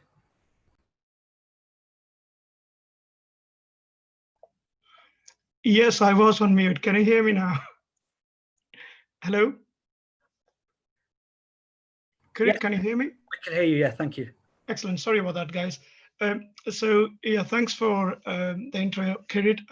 So I worked with Kirit for a number of years in Midlands, and now moved to Yorkshire in Leeds, but very much kept the roots going with this work that we started 6-7 years ago. So it is apparent to me, with a small audience, we are all a bit of an expert and have interest in this area. So I'm not going to take too much time, but just quickly summarize what this is, and perhaps move to the next session, which is the QA session, which is going to be more exciting. So we already heard that religion really is not a barrier for organ donation.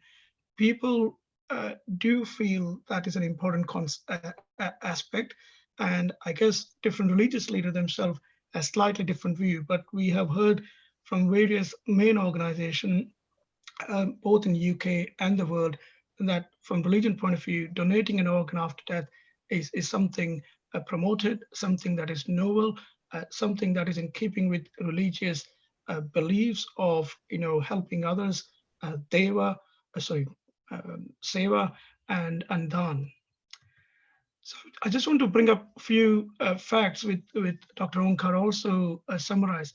In UK, at the moment, there are 6,000 people waiting for transplant.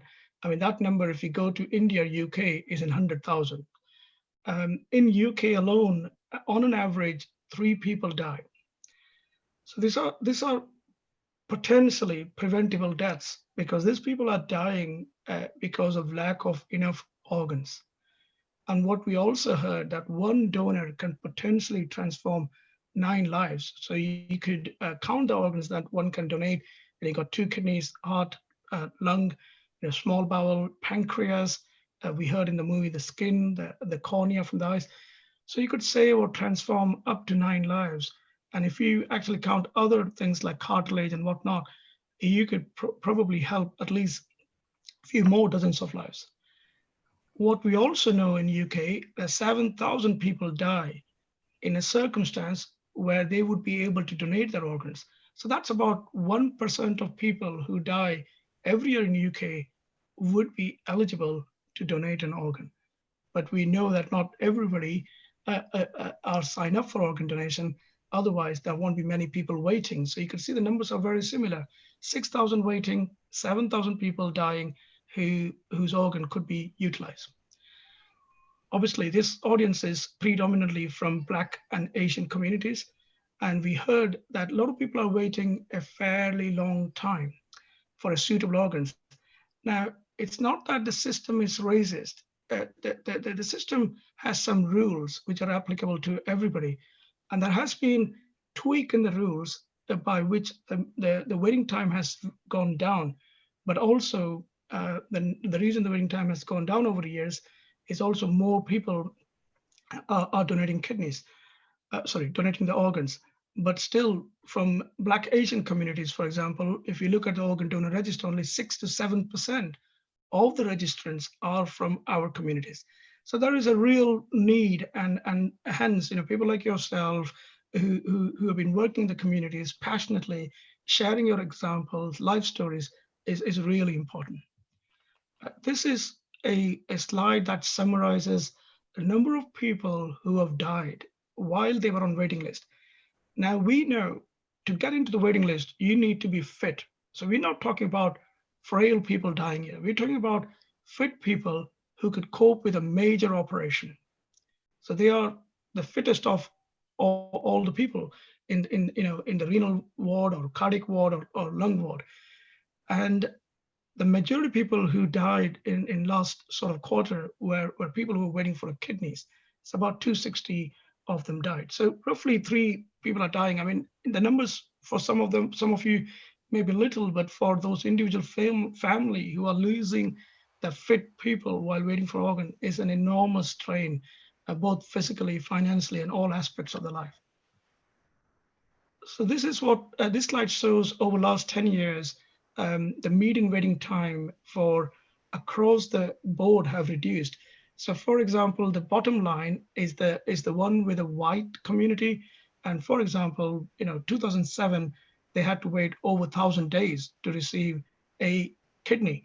Now they're waiting around 640 days.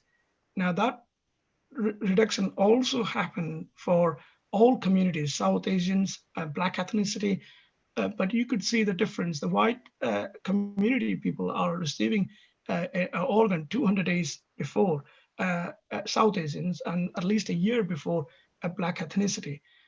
And that is, as I said, not really system being racist, but actually not having enough people volunteering to donate organ.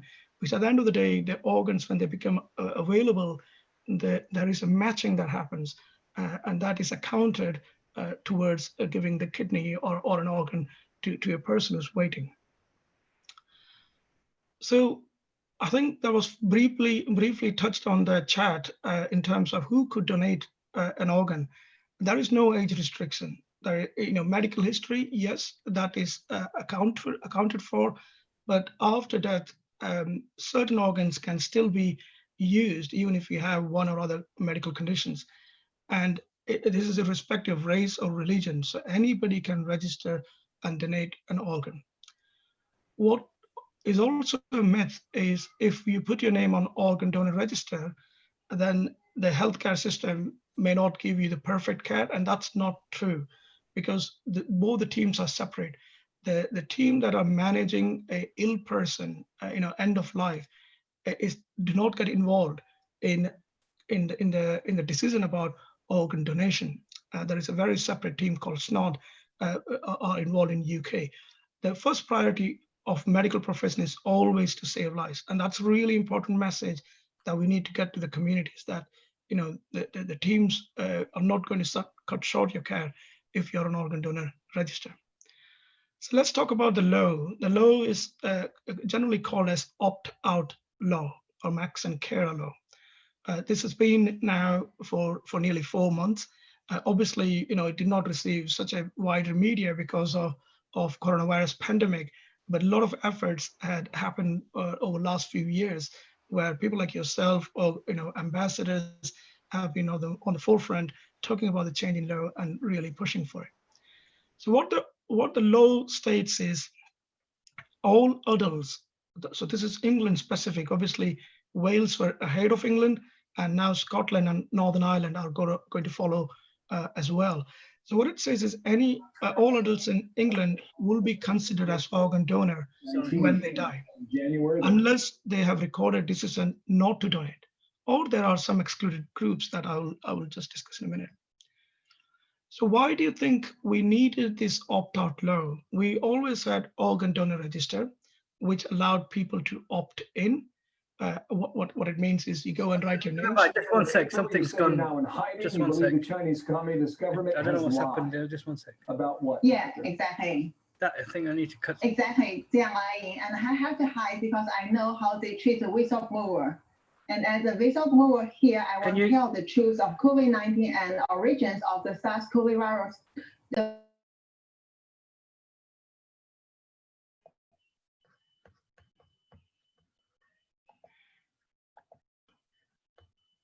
All right, Kirit, I just muted you, if that's okay.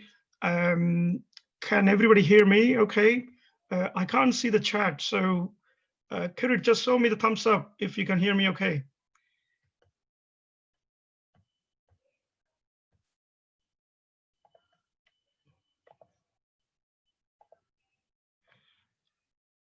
Okay, I'm going to carry, if that's, ooh. Yeah, we can hear you. This is Vash. Okay, I will share my screen again. I think, Kirit, you have shared your screen for some reason.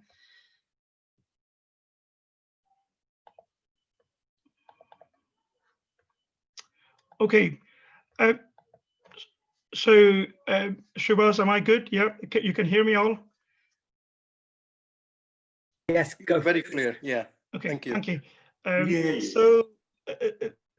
So I was really talking about as how we got there in terms of opt-out law. And what was interesting is when you ask people about organ donation, 80% of people in England said yes, would they support organ donation? But when you look at the old system at a population level, 38% of people opted in. Obviously, there was a wide variation across the ethnicity and socioeconomic status, but overall, 38% opted under the old system. But what it meant was when somebody died and their organs were suitable for use, that meant having a difficult discussions about decisions when a loved one dies. And more often, if the relatives did not know their wishes, less than half of them would give consent. So that's where the national levels and various ambassadors and organizers felt that what we need to really do is to raise this profile of organ donation. So by having this opt-out system, if we say that you will be automatically considered, that will generate discussion. That will actually allow people to discuss and share their wishes with their relatives. So when it comes at a sad point in life where somebody has to make a decision, it is a more clearer. And we could see, the statistics in Wales slowly coming up in terms of increasing number. So the new system was going to be more of like a prompt to consider or not consider donating organ. It wants to encourage everybody to register, whether they will opt in or opt out. But importantly, the emphasis when you go to the website is share your decision with your family. That's the key thing. So for people who have gone to the website, it really takes 30 seconds, believe me. And again, please share widely in your events. So you can go on the organ donor register and register yourself as a donor. So that's almost opting in, or you opt out saying, I do not want to be a donor. Ideally, you should do that on organ donor register, but for whatever reason, if you're not technology savvy and if you don't have a form, it is absolutely fine to write in a piece of paper with a witness. That should do equally useful. So who does this law does not apply? So not a surprise, children under age of 18, so they're not automatically considered as organ donor. However, when a child is dying or died, the parents are approached to see if they would consider donating. So almost like an old system. The second one would be anybody who lacked mental capacity. So obviously they would not know the law and would not have a capacity to opt in or opt out. And the third bit is really important because we get lots of students across the world, from India and China. So anybody who has lived in England for less than 12 months are not affected by this law. But again, it's important for us as an ambassadors to actually, when we interact with the students, that they are aware that they need to really think through this, whether they want to opt in or opt out. So a few questions we commonly ask. Does the new law mean my organs will be automatically donated if, for example, a family or a person do not opt out? Now, the answer is no. Although the law says automatically you're considered, the family is still involved. The family's thoughts and the family's wish can still overrule, I'm afraid. Even, for example, if I go and sign myself as I want to opt in, whereas my family at the time says no, then I don't, despite the law and despite us having the wish and agreement, we still can't do that. Hence, the opt-out law in England is called soft opt-out. It's not hard opt-out, it's a soft opt-out. So you still need to talk to the family, and the family's consent, I'm afraid, is still going to play an important role. So people like us, we need to still bring that, the family discussion and taking family on the side. Now, the second question is, if, let's say I have opted in, would I automatically consider donation? Again, the answer is no, it's not automatically. Your family is still going to be asked. So please take the family on your side, irrespective of what your decision is.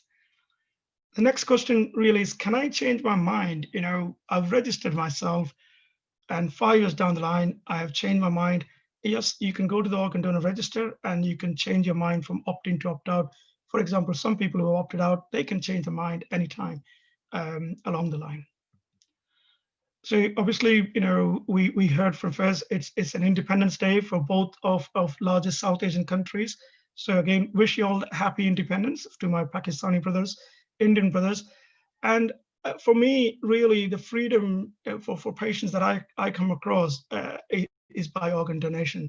And I would urge that please, within your own community, talk, think, make people think, decide, and share with the family. I think everybody deserves freedom and ability to live that life as independent as they can.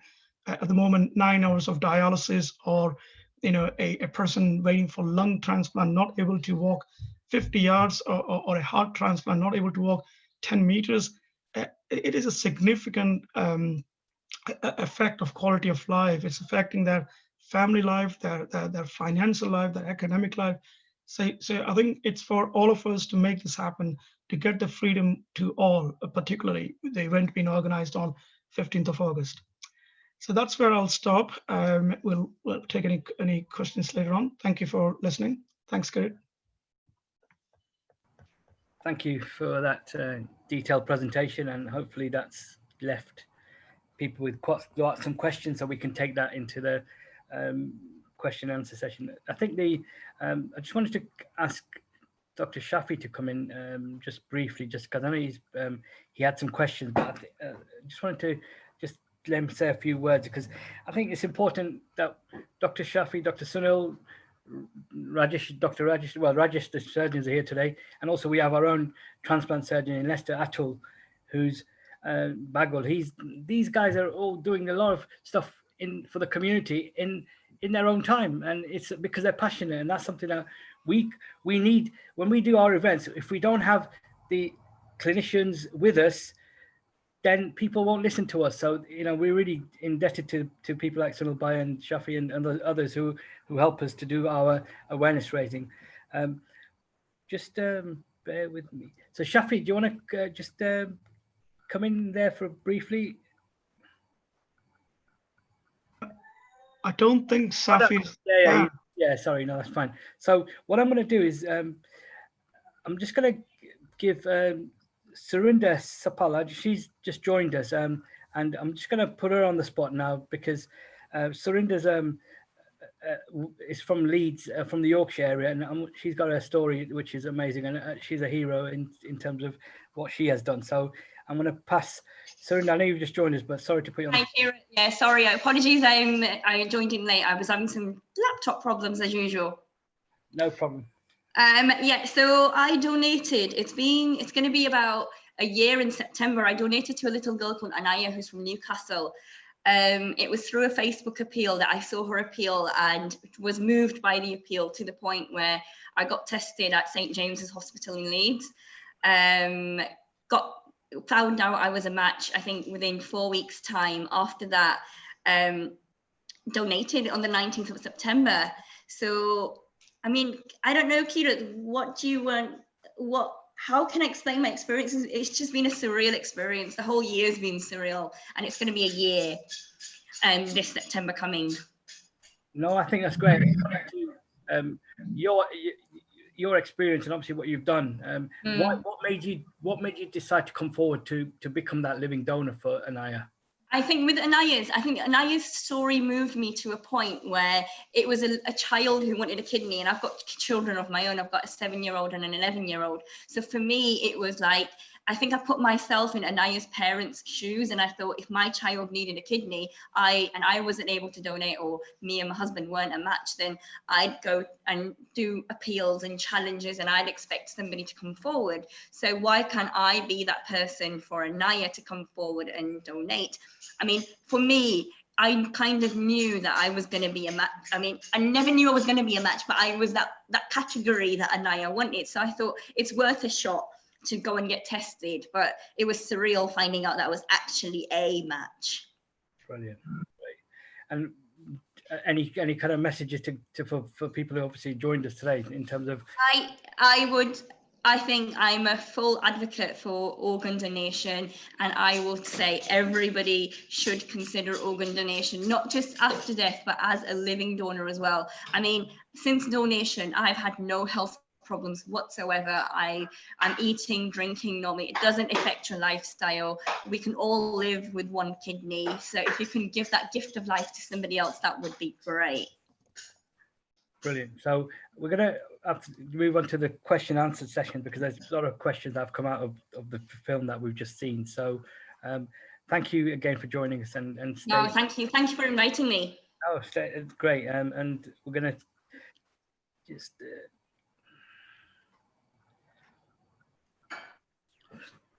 Okay, so I think we've put some questions, but I think I know who's joined us today, so we may just, the questions that we wanted to kind of get some feedback from, we'll send them by email to people as well, so we can then do that. But again, they're in the chat box if we can answer them at the same time. Some of you have done that. So I think without further ado, we're going to just open it up to those who've got questions or what's raised in their minds as a result of watching the film, and also listening to some of the case studies today that have shared their experiences.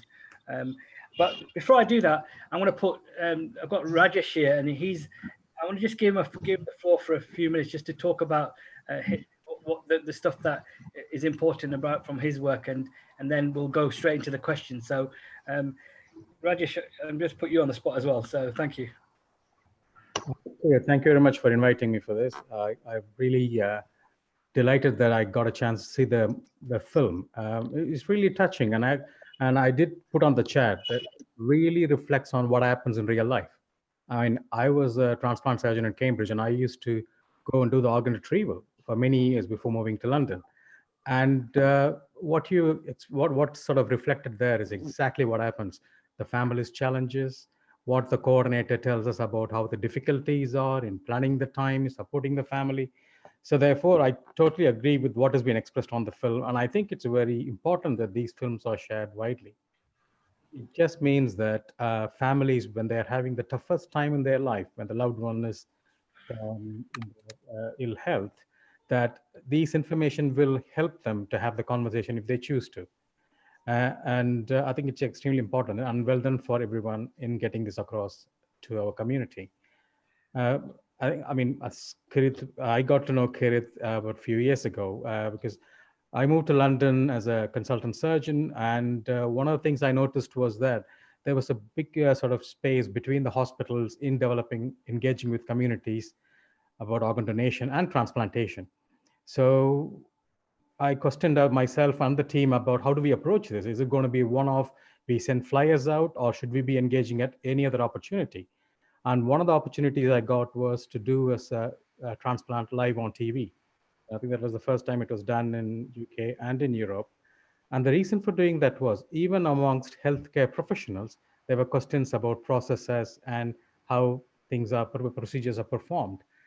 And the feedback we got from everyone is that firstly, they felt that, as Surinder just summarized, that the process is extremely streamlined. If a person wants to donate a kidney to a loved one, they are fully assessed and supported before the decision is made as a live donor to donate a kidney. And once the donation is done, they are always cared for life. And with regards to the transplantation as well, the process is extremely streamlined and the decisions are made on what's best for the person who's needing the transplant. So therefore, I found that it was extremely rewarding program that I got to be a part of. And also we continue to do more efforts in engaging with all South Asian communities in London. But certainly it needs all of us to work together. I think it cannot come from one group of people, i.e. the hospital clinicians or the national organizations or the individual organizations like the Hindu Council UK and Kirit's SAHA, who do phenomenal amount of work. So it's us really trying to come together on events such as this or any other platforms where we can support each other in bringing the message, which is that we all need to talk to our family members about our thought processes on this issue, or at least have a conversation about what is our view on this issue, even if we don't come to a decision. And thirdly, ask questions. The clinical teams are waiting to answer questions. I mean, one thing just off topic here is what is COVID has done to transplantation. That has opened a whole lot of new questions. So in my unit, we have got a 24-hour email service, which is answered by a consultant for our patients and their families. There is telephone lines, and also all the transplant procedures, like what Fez has gone through. There is a whole lot of different layers of safety measures in place when we take them through. So I urge people to talk to the hospital teams, your local organ donation teams about any questions what you may have. Because what we learn, and personally speaking from my experience, any question asked is an opportunity for us to look at how we can improve the engagement of what we have with the community. So therefore, we are waiting to hear any questions. And of course, from Dr. Onkar's comments, it's really the support from the local governments and organization makes a big difference. I think their survey 2 years ago showed what we need to do in London, and there were studies done across country. So just to summarize, I think I would say that we all need to work together, and we are working together. We are coming together to support each other on every opportunity available. And even the tough times like now where we can't see each other, we are finding a way to get through this. So I'm very optimistic and confident that we hopefully won't be talking about this issue in 5 to 10 years time. I would want us to be looking at other ways of enhancing our healthcare amongst our communities. Thank you. That's great. So I'm going to now open the floor to anybody who wants to ask a question, and or it's to the panel, but also obviously you can ask to the anyone else who's said a few words. So, and if people don't ask questions, I'm going to pick people up. So, because I know people are not shy to talk. So, I'll leave you first to ask, and if you don't, then. Kirit Bhai, Hansa has put on a really interesting question. So Rajesh, without reading the question or answer, what's your thoughts on this? Why do we have two kidneys if one can do the job? I think Fantastic question. Good question.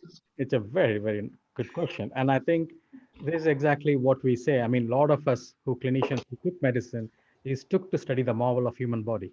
You know, we have layers of safety built in. I mean, I say to my patients that, I mean, we have artificial kidneys. And one thing I tell them is we will never be able to replace another kidney from another human being. I mean, you know, we are doing research. I mean, Sunil will tell you on various aspects of how to replicate some of the functions of kidney. So therefore, I think we as human beings are inbuilt in such a way with extreme defense systems. So having a two kidney is really our own defense. And like what people like Surinder who came forward to do the amazing thing of transforming somebody's life are the healthiest of ones selected. So therefore, of course, yes, we can live with the kidney, but I think we are built in with the safety net, you know, when we are made by the powers higher up. And I think it's important to note that even when you get to 100 years of age, the kidneys are still working 40%. And that's why, you know, when I mentioned that age is not a criteria for organ donation, you're never too old because you're never going to live 200 years or 150 years. I mean, I always think, Rajesh, you know, that nature or God, whatever you believe, it's given it for you to live the whole life, but we don't live that whole life for 150 years. Majority of us will last, if you're lucky, 80 years of age. So I think we got plenty to pass on. Surinder, what were you told? That would be interesting. Yeah. I was basically, because that's one of the questions I asked when I was looking into organ donation initially. And I was told that the only reason you have two kidneys is because one acts as a backup in case the other one decided to go a bit on the other side. But I recently had my kidney review at St. James's and my kidney functions at 71%. That's one kidney. And the doctor said, literally, that's like, you haven't even donated a kidney, and that's how your function is, which is fantastic. And even the keratin level, everything was fun. All the levels of my current kidney, considering I am a bit of an alcoholic sometimes, everything's great. I mean, I think if I may say that the donor who donated the first kidney done in North America, this is in 1950s, he lived 4 to 5 decades. So therefore, when a person comforts to donate, and when we feel that they are fit to donate, we expect them to lead a normal life after donation. So as Sunil was saying, anybody who comes forward, they are fully assessed to make sure that they can lead a life like before with a single kidney without their life expectancy affected in any way. So, I mean, the oldest donor I've removed a live donor kidney is a 72-year-old. And their kidney function, if you were to put it on a graph, it looks like a 40-year-old's kidney. Not only the blood test, it's actually the biopsy of the kidney showed as well. So therefore, age is a criteria we look at, but at the same time, not for the decision making when it comes to live donation or even in disease donation. Thank you. Aratia, can I ask you, what's the next, after you've done the Phir Zindagi, now that's been a great project and obviously raising awareness, but what's your organization thinking of in terms of future kind of plans or awareness that we could kind of do some collaboration with as well?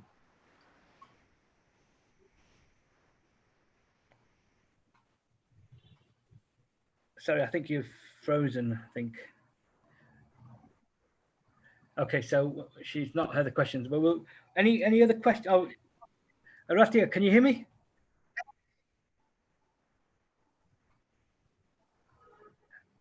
Hello? Hello. Yes, thank you. We can hear you now. Yeah, I can hear you. So the question, did you hear the question I asked you? Yes. Can you just repeat? Okay, so after doing the Phir Zindagi, what's your organization's next step plans around raising awareness of organ donation, particularly in India? But also what any other projects that you're thinking of looking at, which has as a result of Yeah. Yeah, after doing and completing the Phir Zindagi, we have a big NGO working here, Pune based. That is, the name of the organization is Rebirth Foundation. So 3 years back, we have started one project in collaboration with Rebirth. That no, this film is altogether 52 minutes time duration. Some of the reviews which we got, that this is quite lengthy. We cannot stick so much long duration. It's 52 minutes. It's quite a long, an hour. So we got some reviews from public that picture or film should be very short duration of 2 minutes to 5 minutes. Maximum length should be the 6 minutes. So we had a thought that we should collaborate with some NGO for making such films. Then we thought that who will make such films? And every time we will make 2 films, 3 films, what next? So Rebirth Foundation owner, who has created this foundation, his name is Mr. Rajesh Shetty. He is a hoteler by profession and civil engineer. And he gathered with his some of the friends, and then he established those who are, most of them are chartered accountant, architects, builders. So they have found this organization, and 3 years back we have started that called Green Corridor Short Film Festival. So what we did, that we give time duration, and we ask for competitors that they can send film duration of 2 minutes to 5 minutes. So continuously for last 3 years, along with the collaboration of this Rebirth Foundation, we are conducting this Green Corridor Short Film Festival, and we ask nomination across the world. They advertise it on YouTube and Instagram and social media. And then we scrutinize. We have a panel of juries of 3-4 members. One is the director of Film City, Goregaon, Mumbai. I am one of the jury member of that Green Corridor Short Film Festival. And there are other 2 Marathi actor and director, those who are one of the panel members of that jury. Short film competition. So for earlier 1 year, we received a response that some message is not conveyed properly, law is bypassed, like here in it, considering in India or abroad also in other Western countries. So we gave the guidelines. So we tried to improvise ourselves, and last year we found that yes, the quality, picture quality, sound quality, the theme, everything is at perfect. And we have kept almost prize of around all best director, best actor, best actress, supporting actor, lead actors, all sort of prizes we have declared, around 4 to 5 lakhs of rupees. And we have got a good response, and around, considering last 3 years, we have gathered more than 100 short films, and we have made one film of all that short film, those who have winner and prize at standard level. Those who have we have not counted those films, but around those 100 films we have prepared one CD, and we had a project that every hospital, those who are registered with us as a transplant center, we have distributed the copy of that CD to the hospital, so that they can make the copies and always run in their lounge for making awareness. And this year also that competition was about to held, but due to this COVID pandemic and lack of funds, we have not taken this project up. But maybe next year again we will gear it up for the Green Corridor Short Film Festival, and we are receiving good response for this short film competition, and many people are eager to send their short films. Last year we have received many short films from Pakistan, Bangladesh, and across the country, from Chennai, Delhi as well. So this is the project. So again, the same motive is to spread awareness through the social media and audio visuals, just making posters. That is ongoing project. But if you make films, and everyone can see it on their mobile handset also, no need to most of them films are uploaded on YouTube and on Rebirth channel as well. So anybody in the world can see those films. This is the project. Great. Jenny, I'm going to put you on the spot. Do you want to give us some feedback on how you found the film? Sorry, did you invite me in there? Yeah, sorry, Jenny. I've invited you, Jenny. Sorry, just to see. Yeah, thanks. Sorry, my internet connection I think is a little unstable. Sorry, so I just wanted to check before I spoke that it was my name you said. Hi everyone, and thanks for the chance to come along and join on today. I found the film extremely powerful and extremely moving, and some specific points where the coordinator talked about the blessing of science and the blessing of life, and I thought it was beautifully done, and something I would like to share with other people. Would it help, Kirit, if I said a little bit about what brought me along today? Yeah, please do. Please do. Yeah. So hi everyone. So my name's Jenny. I work up in Newcastle, and I'm patient and public involvement and engagement coordinator in a research unit here. And I work with researchers who undertake transplantation research. I've been in the role about 1.5 years.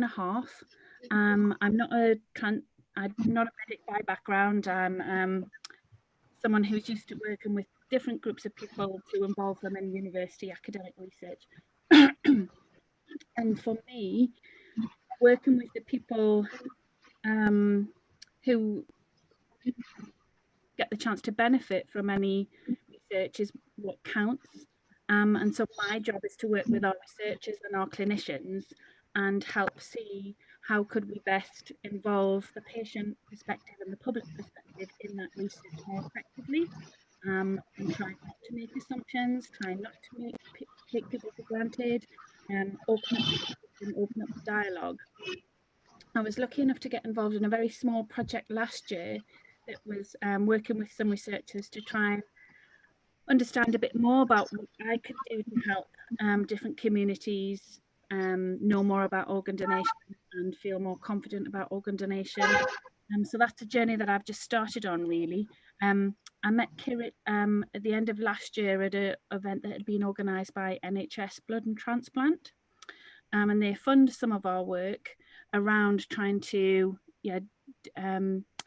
understand the transplant process even more effectively, so we can use as many technologies as we can to make the transplant process as effective as possible. I can share details with anyone who wants to, and I could maybe put my email on the chat here if that's useful for anyone to keep in touch. I coordinate a public and patient research panel, and our goal over the next 18 months is to work with a wider range of community members by age, by gender, and also by ethnicity. It's something I'm really passionate about. I'd love to work with more people and take everybody's views on board. So any sort of thoughts, comments, questions, I'd happy to discuss with anyone after today. But I just feel so moved by the fact that some of you guys were able to personally share your stories, and I really do appreciate that you've done that. And so my role is to kind of really remind everyone that this is a life-changing experience, and we have wonderful researchers, but it's my job to work with them to say, come on, let's think through what this means for the patient experience and how can we ask the right questions? How can we get public and patient involved in asking the right questions so we do the best research that we can that makes the most difference to the most people? Thank you, Jenny. Thanks for that. Right, I'm going to just give, I'm glad Bal Sheikh has joined us as well from Mumbai as well. And again, I was privileged to meet Mr. Chilana for last year when he did an amazing thing. So I'm going to let you speak, Mr. Chilana, about you and your story in terms of why you're so passionate about organ donation. And I'm putting you on the spot as well. So are you okay to just share your amazing thing you did? Yeah, thank you, Kiran. Good evening to everybody. Really, it's a good opportunity for me to be among you people and sharing my stories. Actually, for this organ donation, I came to know in 2001 and 2, I was a little bit involved in this. But subsequently, I was doing something for this project a number of times. But lastly, it happened in 2016 when my daughter Priya, she's in the UK, and she has to undergo for the kidney transplant. So on that day when I was in the Liverpool for the transplant of her kidney, as her husband Jaideep has come forward to donate the kidney. And that on that day when I was sitting in the hospital, I think I understood the pain of the people, how the people are feeling it, how the organ donation is must for the people, and we should come forward for that. So on that day, that was 14th of June 2016, I took the pledge that yes, I will be doing something for this project also. I took the voluntary retirement from my company after putting in almost 39 years of service in the insurance sector. Then I started doing something in this project and motivating to the people and coming forward. Then I joined the Rotary Club also. Through the Rotary Club, I'm doing so many projects in this line. On 24th of April 2018, I started my journey from Mumbai to London driving by car, traveling to almost 21 countries and covering almost 21,000 kilometers. Really, it was a great experience for me, visiting to the various countries, talking to those people, visiting to the hospitals and so many other meeting to the NGOs. Really, it was a fantastic. Then ultimately, when I went to the London, it was a good show, even meeting to the people there in the NHS and all these things. Really, still I'm doing a lot for this, and whatever the best I can do it, and I'm doing it. Thank you, Kirat. Thank you very much. And again, it was through meeting Mr. Chilana that he hosted an event we did in Mumbai as well to raise awareness for organ donation. And when I went for a family wedding, and I thought we'd combine some awareness raising, and that was useful. And we thank you, and we're going to continue doing some collaboration. Sunil Bhai, do you want to say a few words? Yeah, I just want to share, Mr. Chalana, we went with Priya for Snowdonia, which is the second highest peak in UK. Oh, wow. And she was incredible after receiving a kidney and what it meant for her to achieve that summit. It was a really inspiring feeling to be able to see her achieve that. And it always reminds me, Jay, Priya shared me a story about Jay, who obviously donated a kidney. His concern was whether he would be able to play badminton again or not. So it was like an eye opener that the concerns can be from a wide spectrum of health concern to something like a hobby. So that was really nice couple. So thank you. And if I may add, actually, Solana, it's a pleasure to meet you, at least through this forum. And I'm really glad that I heard what you have done.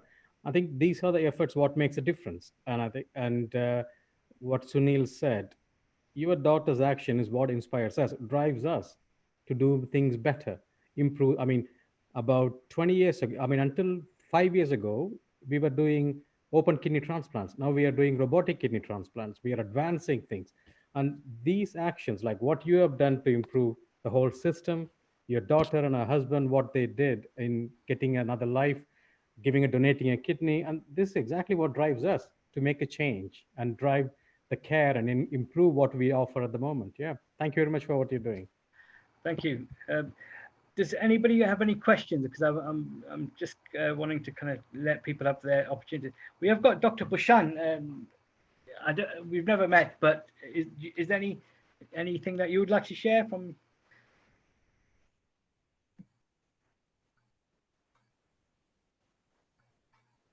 Okay, that's fine. So what I'm going to do is I'm going to ask the panel, just obviously one question I'd like to put it to, firstly to Dr. Onkar Sahota, in terms of, as he's got a privileged role within the chairing the London Assembly committees, how do we ensure that the government takes better understanding the need that we should be engaging, do more community engagement, allocate more resources to small faith organizations, community charity organizations, because it's the only way that we are doing we're passionate, we'll do things and we'll continue to without resources. But it's sometimes the NHS structures then take the approach that, well, they're going to do it anyway, so we'll just, they don't need resources. And I kind of would challenge that in terms of, we do need to have some little resources that the communities can do the awareness in their own communities. They have the better reach in their communities.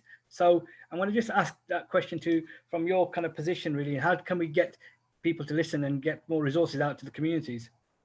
Yes, okay. Thanks, Kiran. First of all, I want to say, look, it's been, I've been listening to all these inspiring stories of people who have made life donations to their loved ones, life donations to people of their friends or people they've come across.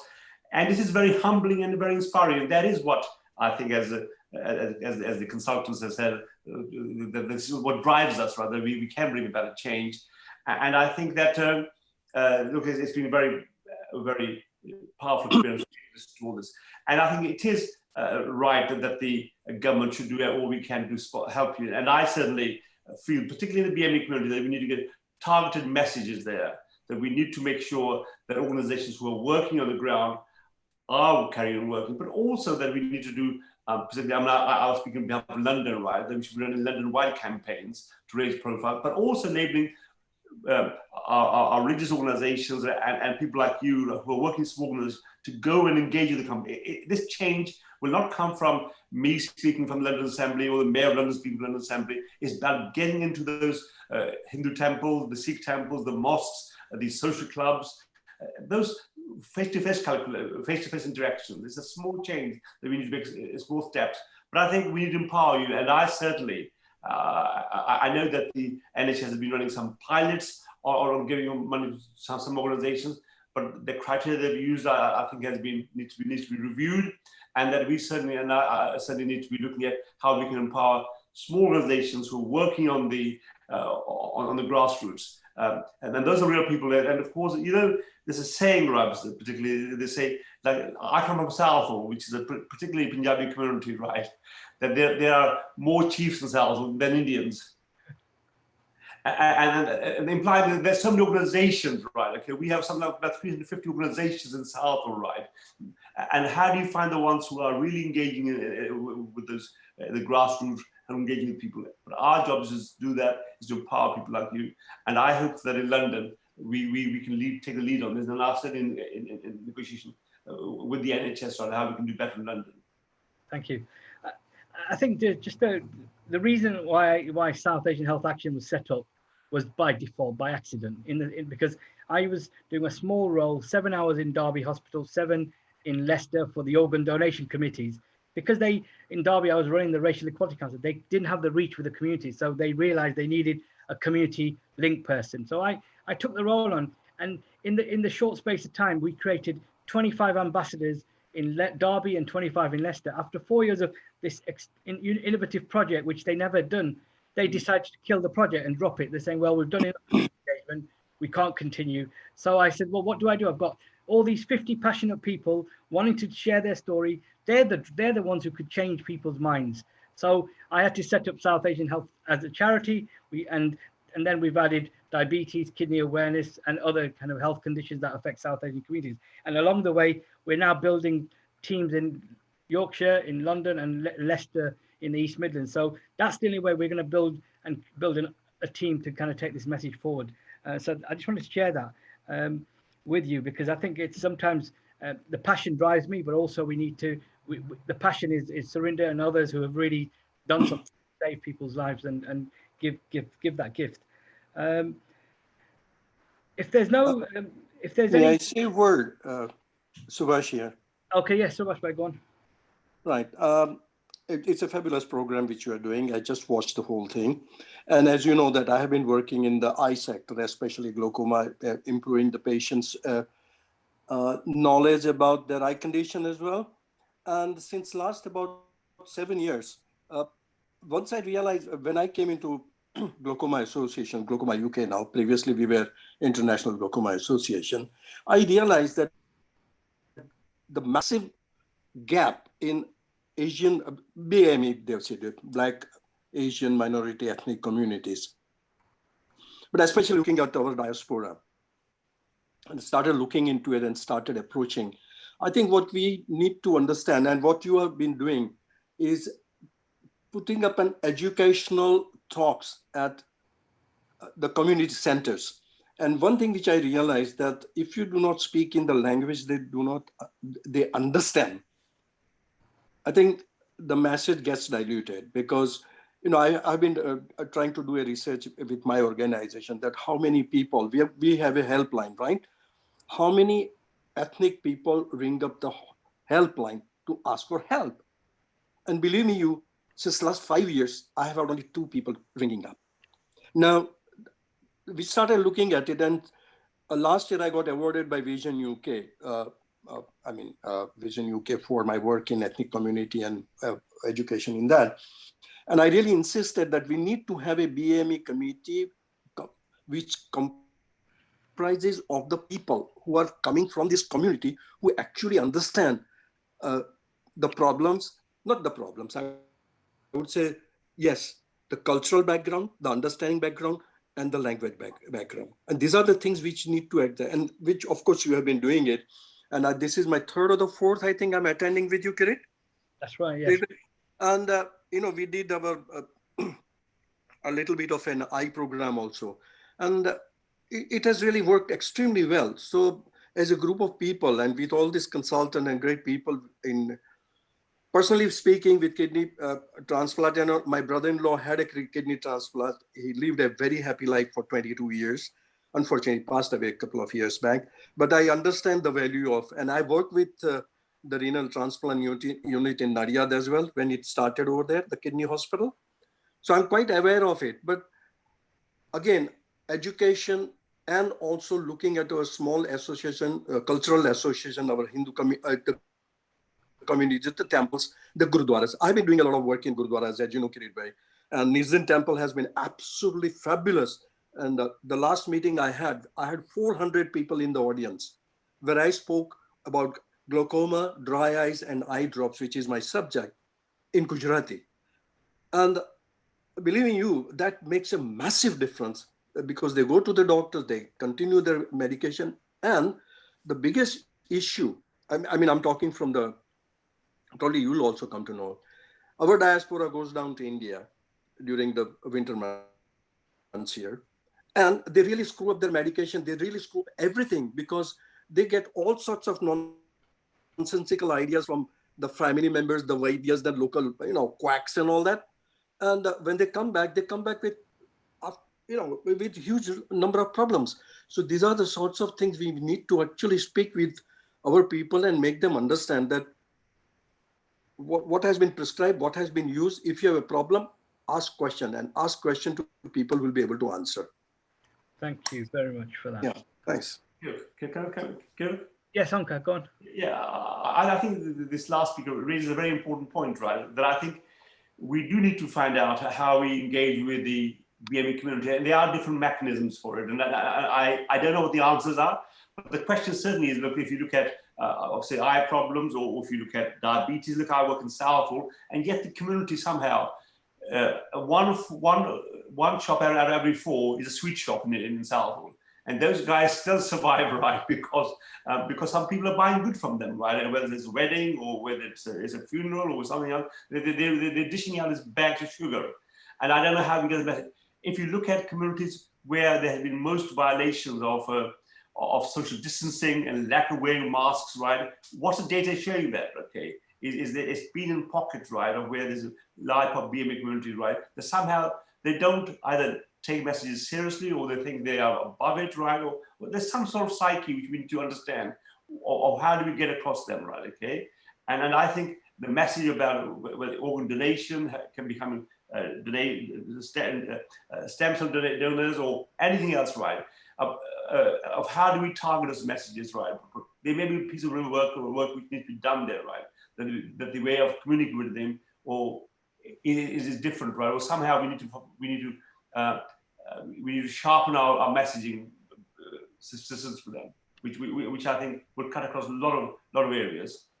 I think, Rajesh, what you're saying is very correct. But what I found out that unless and until you convince the leaders of the community, then it is easier to get in. I wanted to get into the Nizam temple. Just give you a short, small example. I wanted to get into the Nizam temple, where I go for prayers once in a while because I live in Kent. And I always thought that I have to do something here. But you can't stand right in the middle with a bag and say, hey, I want to give a talk on eye health. It doesn't work like that. After 2 years, somebody met me at Hillingdon Hospital where I was giving a talk. And because I've done quite a lot of work with Hounslow Council with the eyes, and we had a really great programs, which I think we Right to Sight program going there. And the lady walked up to me and said, have you ever thought about coming to Nisdan? I literally fell at her feet. I said, please, just get me a chance. She said, well, it will take some time. But I got a call within 15 days, and I have done 8 programs there. And later on there, from there, they gave it, told to the Croydon, the subsidiary temple, which is there. 150 people turned up. Advantage is that this is a Gujarati speaking, most of them from East Africa. I'm from East Africa. I speak Gujarati very well. And it's just word by mouth, it spreads that, okay, you get him in. And then I started bringing in the consultant of hospitals. I said, guys, you need to come and give a talk. And that's how the whole chain has started. So, next program in Nizam Mandir, and I can give you the contact, and there's a retired GP, she runs this program. And it would be wonderful if somebody, consultant or you or somebody, short talk, about 30, 40 minutes, right message, and it works. It works. Thank you for that. I've gone to the churches. I've gone to the Black African churches. I walked into a church. I was invited to a church in Tooting, and there were 900 people in the evening. And I thought, wow, this is something. But it was a priest who leads over there. So we need to find out the people like that. Yeah. Much right. Thanks. Arati, thank you for joining us. I know you need to leave, so just thank you for everything. For obviously, it's a great film. And also, we look forward to working in collaboration with you. So, okay. So, your final goodbyes, I think, would be useful, and then we're going to just finish off in about 10 minutes. Thank you for those who have been patient with us. So, your final words of wisdom, Arati. You're on mute. Sorry. Yeah, I am thankful very much for all of you for organizing this wonderful event of screening of Phir Zindagi, and as well as I'm just listening all of you and your experiences, donor stories, transplant patients, and I'm really glad to be with you. But I'm sorry, I need to rush because there is a donor consent done here and I need to distribute all organs, heart, lung, liver. And I'm the only central coordinator working here in Pune region. So thanks again. Thank you. And please be in touch with me. I'm always 365 days, 24/7 on call. Whenever you feel to connect with me, I'm always available. And thank you very much again, once again, for all of you.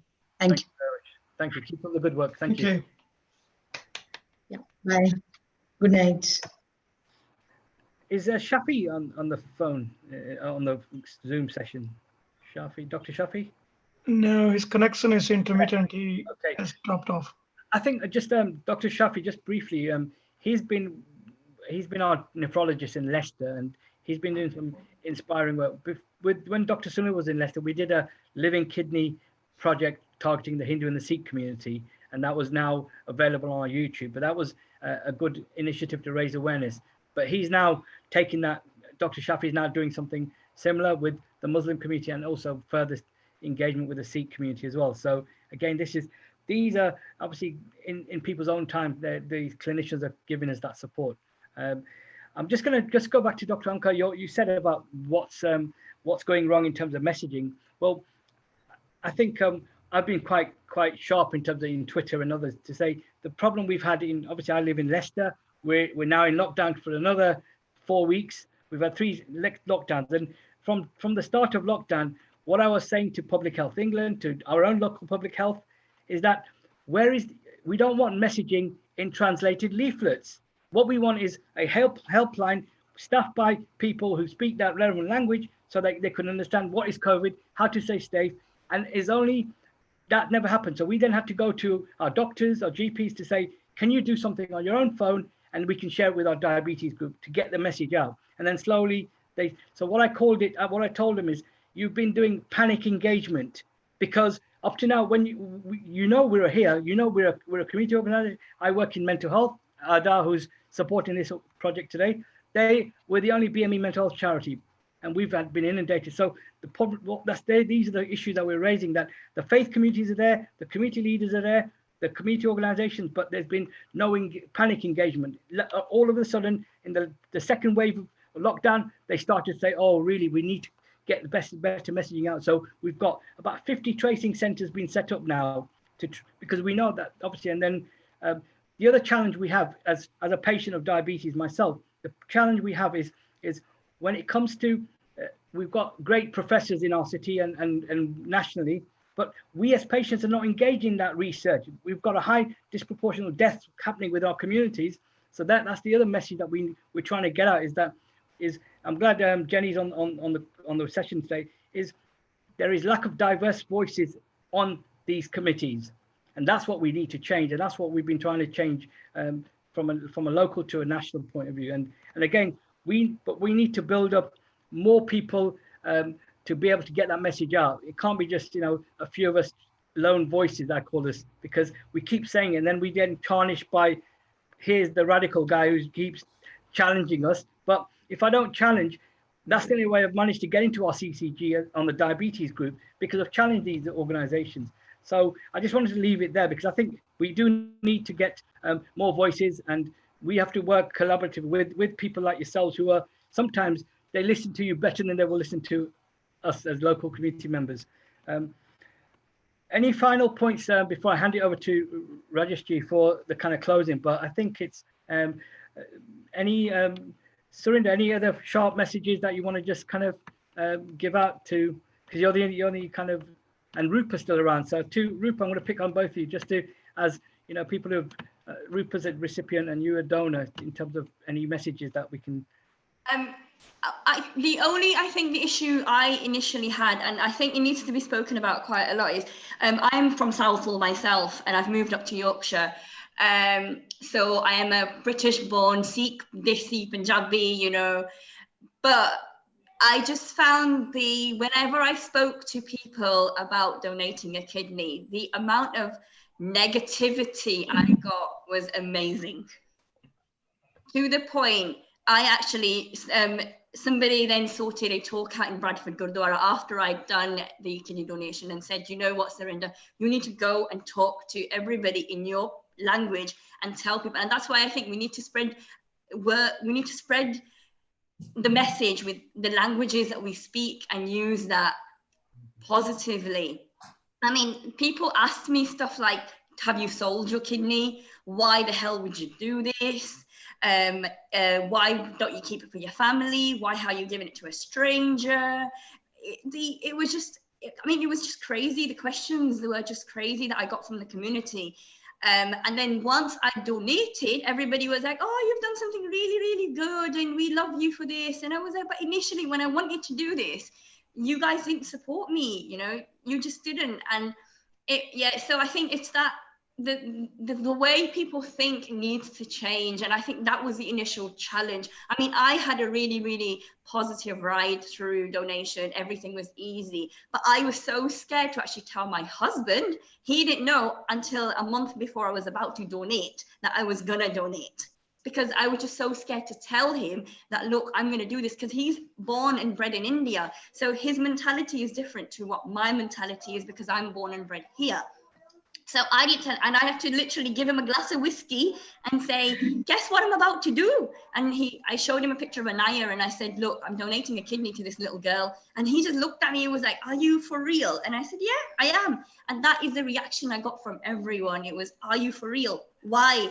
And then my husband even said, he goes, what if our daughters needed it? And I said, well, it's not about just us. It's about, what if our daughters needed it and me and you weren't a match? Then we'd go to somebody. Then why are we allowed to ask?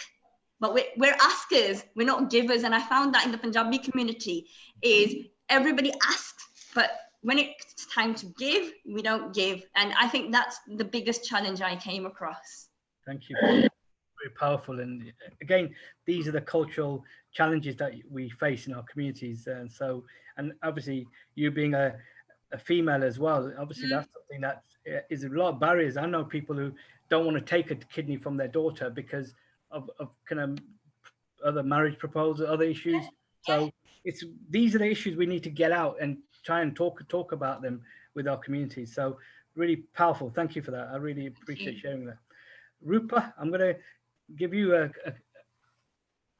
your final message, and then I'm going to bring Dr. Shafi in quickly as well. I don't know what to really say. It's going to be really hard to crack us Asians, I'm telling you. We've got this mentality that we're kind of invincible. We know it all, and it's really bad. And it's funny because 80% of, no, I'll say about 95% of the people that came up to me were all women. The men were so scared, like so scared. Like my dad was scared, my brother-in-law scared. If you saw these men, they're like big, massive gangster men. But it was actually funny. It was all the men it's all the women that came running. And I'm talking about like my 14-year-old niece, you know, my 17-year-old cousin. You know, they didn't think about, oh, it's going to be difficult to have a baby, you know, in the long term, which is what people are feeding them. Like, oh, no, don't, you're not married yet. No one's going to marry you. Keep it for your child. It's that, I don't understand why they keep doing this. I still don't get it. I had this conversation. I still don't understand why we're so weird about it, but yet we'll take it in a heartbeat. In a heartbeat, we will take it. But giving is like, they kind of go off the path and just get away with it. And I think we need to grab all these damn Asians and cut them all up. Great. So I think this powerful message is that we just have to keep doing what we're doing. Keep getting, we might be not talking to a brick wall, but we just keep talking and hopefully start planting the seeds, because, you know, as you've both said, Surendra and yourself, is that people will, we talk about, we don't know what's going to be around the corner. And the time comes, if we, God forbid, if we're going to be needing, that's when we start talking about it and rallying around. And it's something that it's only working with all of you and keeping this message going. I think that's the key. Thank you for that. Dr. Shafi.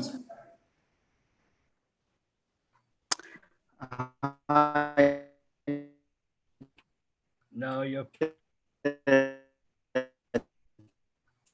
Sorry, your reception is bad, Dr. Shafi.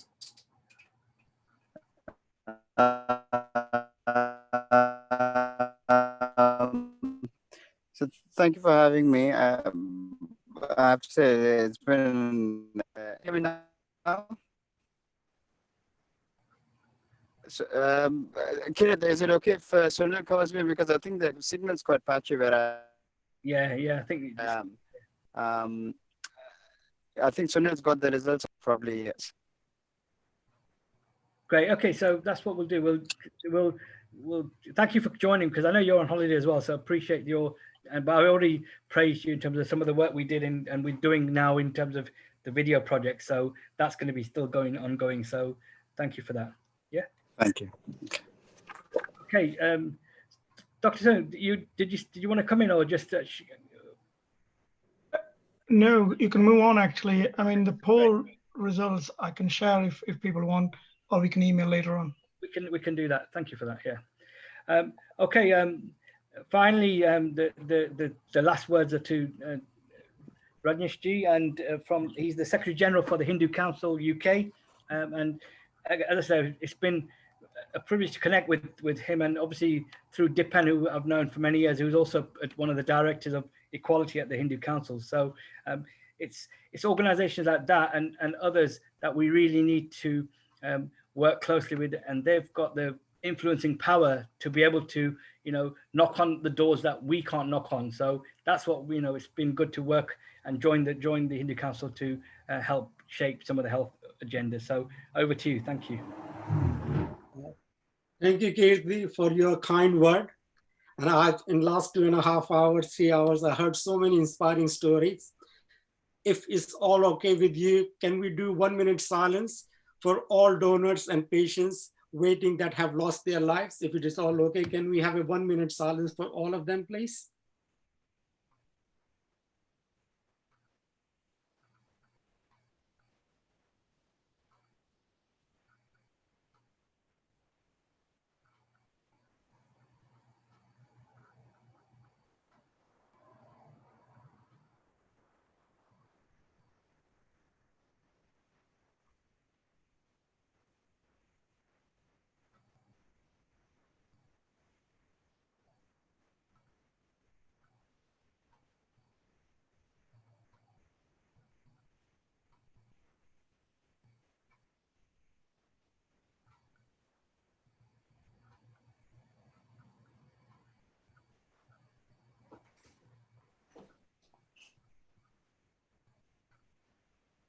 Thank you. Well, Kirti has given me, although you all my colleagues, but he said I have to formally say thanks word to all of you. So formally, dear panelists, participants, and friends who are on this Zoom seminars or watching on social media, good evening. No doubt our seminar has been a great success for the message we want to give to the public. And for this success, first of all, I would like to thank the partners and the participants. Hindu Council UK not only believe but promote that the organ donation is a noble practice. It is a religion of humanity where we can help someone even after our death. Lord Krishna in Gita says the service to mankind is the best form of worship. Serving mankind and helping others is an essential part of life for us. A true act of serving, giving someone the chance to live healthy life, even by donating organs, stem cells, blood, or whatever it is important. And we all know that the death of a family member is one of the most difficult experiences one faces. But in the midst of pain and grief, many families make a brave decision to help others who are critically ill through an organ donation. Knowing how the organ recipient life has changed and they have been able to do since getting this transplant can offer purpose to the senseless surrounding of their loss. And the recipient knows that his or her life-changing organ transplant was only possible thanks to the generosity of the donors and their families' courage and support for donation. The gift of organ donation is the start of a physical and emotional journey for someone as a recipient, and for his and her family and friends, they recover and look forward to a better life. Sharing such uplifting information can help both the organ recipient and their recovery, as well as help the donor family through their grievance process. So my thanks goes to Rupa, Jyoti, Faz, Ashin, Surendra Satpal for sharing their stories and thought. And I'm wishing Jyoti and Paulo and all others who are waiting for the organ donation for speedy success in finding matching donor.